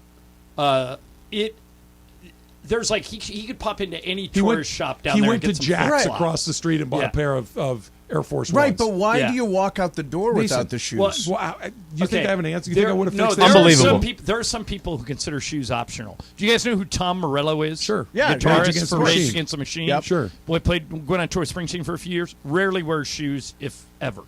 Because he chooses to, or because he forgets them? No, he just doesn't. He thinks they're an unnecessary thing. Is this a failure? But on he my can part? get away with it. I don't know if Bobby can get Tom away Morello with it. can do whatever he wants. Right. Bob Rogers should wear shoes to Newport Beach restaurants. Yeah. I don't. This one just boggles you my be mind. you, Bobby. Yeah. If that's going to be your thing, go Is for he it. like a hippie, No. or I mean, No. isn't that the kind of thing like a flower he's child? a bit of a beach kid. Okay, because, well, that's- because of where we live. Okay, okay. And so he's got a little beach culture in him. Yep. But he goes to Not work even every day. flip flops. No. By the way, you Slides, guys played a nothing. clip from Windhorst earlier today, and this Mason knows this about me. It just frickin' drives me crazy. It's the most overused term. No, Must I win. am- I- Must look, win. Every one of them is must You win now, want one? John. Oh, Every yeah, one go of ahead. them. I would go so far as to say, like a game like tonight at home against the Pelicans who are wounded, it's a must-win game. They cannot afford to lose games in the upcoming days against teams that are going to be near them in the play-in. So that is like they absolutely should be able with this roster to make it, but they can't afford LeBron's foot injury to drag on. He has been upgraded to questionable for tonight's game, indicating he's probably in line to give it a go. Must win, by definition, means if you lose, the season is over. If the Lakers lose tonight by 50, the season is not over. If the Lakers, I think that's debatable. if the Lakers that's don't debatable. make a basket tonight, the season is Right, not but they over. need to win 16 of their next 24. I think they're going probably. 14-10. So But 14. I don't know if 14-10 gets it done. Well, here's I think it does. 14 and 10. I think it gets him into. Yeah. If they go 14 and 10, they would be 40 and 42 on the season.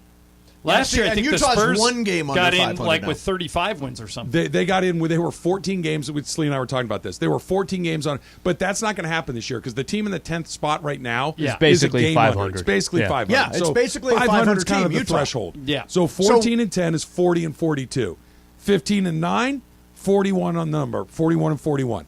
That's what Utah is right now, a game under 500. A game under. If the Lakers in their final 24 go 15 and 9, they're 41 and 41. Here's the thing. You know what?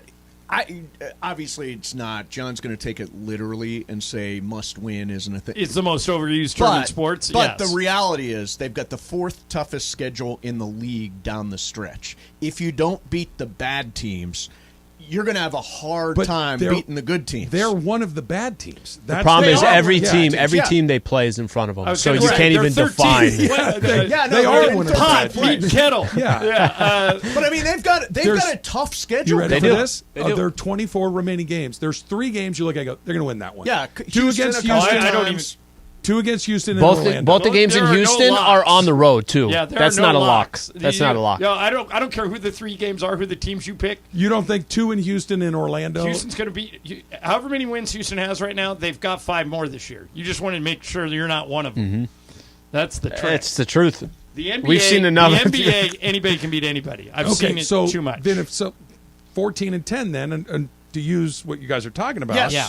then that seems You don't put- far-fetched. I mean, it's, yeah, it's I think they go 14-10, they get in. Now I don't know if they can do you it. think 40 and 42 gets them in? I do. I don't. I don't. I don't either. I think Utah is actually trying. Look at the trades they made. Okay, They're trying to get tank, in one. the and they're lottery. not Two- doing two- it as well as the Lakers 2 more are. need to drop out though. Okay, so let's say Utah Okay. decides Okay, to throw in the Oklahoma towel. City. Okay, they're not going to throw in the towel. Yeah, they've got like 19 picks. Right. It doesn't They're matter not where gonna- they And finish. they get, what's the big call kid they drafted? Chet Holmgren. Chet Yep. Holmgren's Holmgren, yeah. back. So they're getting like another top pick next year, effectively. They're not going to throw in the towel. Okay, the Minnesota's not Blazers. gonna throw in the towel. Blazers are the one team. Just use them as an example. Portland's not going to throw in the towel. They're not going to throw in the towel, but they also can beat the Lakers and then lose, get blown out by the Wizards yesterday at home. Right, They're right. also you just kind of don't know what you're going to Sure. get from them. Yeah, and they made 12 threes. I think they were 12 Here, of 41 here are the teams that are game. ahead of them. But Oklahoma with the City and Lakers, they Portland. hit everyone. Yep. Okay. Then you got Utah. Let's just say Utah. Let's go the road. They got 2 games against Utah, too. Golden State, Minnesota, and New Orleans are the other teams in the play-in right now. Right. They're all going to be fighting like hell. Yeah. Only Utah is the one that's going to be like, we're done. And even with that, the Jazz are still going to win games too. But I would argue they are. that- They've been winning games all season. They're 500. That every game against a bad team, like New Orleans, is diminished tonight, right? No Zion, all that. Yeah. Is that the shirt? You got to beat the bad teams. Otherwise, I don't know where you're getting your 15 wins from. I'm going to say it again. They are one of the bad teams. The other teams are looking at the Lakers. Okay, we get the Lakers. And I'm not saying that that's right or wrong. I'm just saying that they're looking at it as an opportunity to stack their own deck by playing the 13th best They team. basically need Bron's got to be healthy. Yep. AD's got to play great. Each one of these new pieces have to fit in perfect. They have to fall into place. And Darvin Ham has to make really good decisions towards the end. They need all of this to go their way. They must play defense. Just to go 14 and 10. They must tighten 15, up defense like crazy. They're giving up 130 points a game. At the risk of getting you going on this again, to a game or two where they didn't foul or they defended the three. Did you watch the Celtics game last night? Exactly. Yeah. That situation again. I texted Michael the second it happened. That's if they do that right both times, we're not having this conversation. Well, I mean, they were Philly. Actually, they were the beneficiary of it once too, though. So you've got to figure that. Okay, so it's a net 1. Yeah, against New Orleans. It may come down to 1. New Orleans had them at a game early in the season. New Orleans. This is how bad this was, Trav. New Orleans is up 3. Wait a minute, we got breaking news. Taylor at the microphone. Yeah, we found the shirt. The mystery of the shirt has been solved. It was where was it? On Funch's chair. Funches!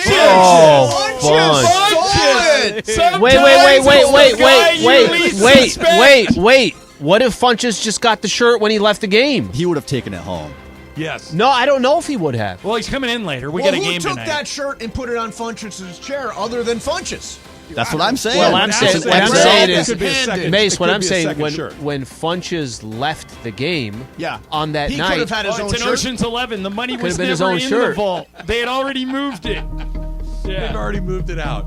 All right. Well, you guys can grill Funches. What time does he show up to do Laker stuff? He'll be in next couple of hours. All right. So before you guys are done. Yeah, he'll be here before we You guys can turn the bright lights on him and start the Inquisition. Light bulb Normally swinging not back like and him. forth. Uncomfortable chair. One fist taped to the table. Nobody even suspected Fudge. No, his name never came up on the suspect But that list. means he would have had to walk in the middle of commercial free and took the shirt in between your guys' show and Sedano and Cat. But there's a little bit of a wrinkle to this because during the second portion of Crossover when it went missing, right? Yes. I don't know if it was during your show or during... It was an interview during Sedano and somebody Cat. Put Windhorst on, and they had like a still of Windhorst on the YouTube feed, so you couldn't see who was coming or going. But he produced the Kamenetskis that night.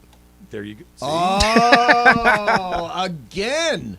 We will put him in the chair with the spotlight on him as soon as we see him. Law and Order. SI situation here. Yeah. Now, if he's sweating let's get his prints during the interview. Where were you, Funches? Super Crosstalks powered by In-N-Out Burger. That's what a hamburger's all about. Mason and Ireland coming up next.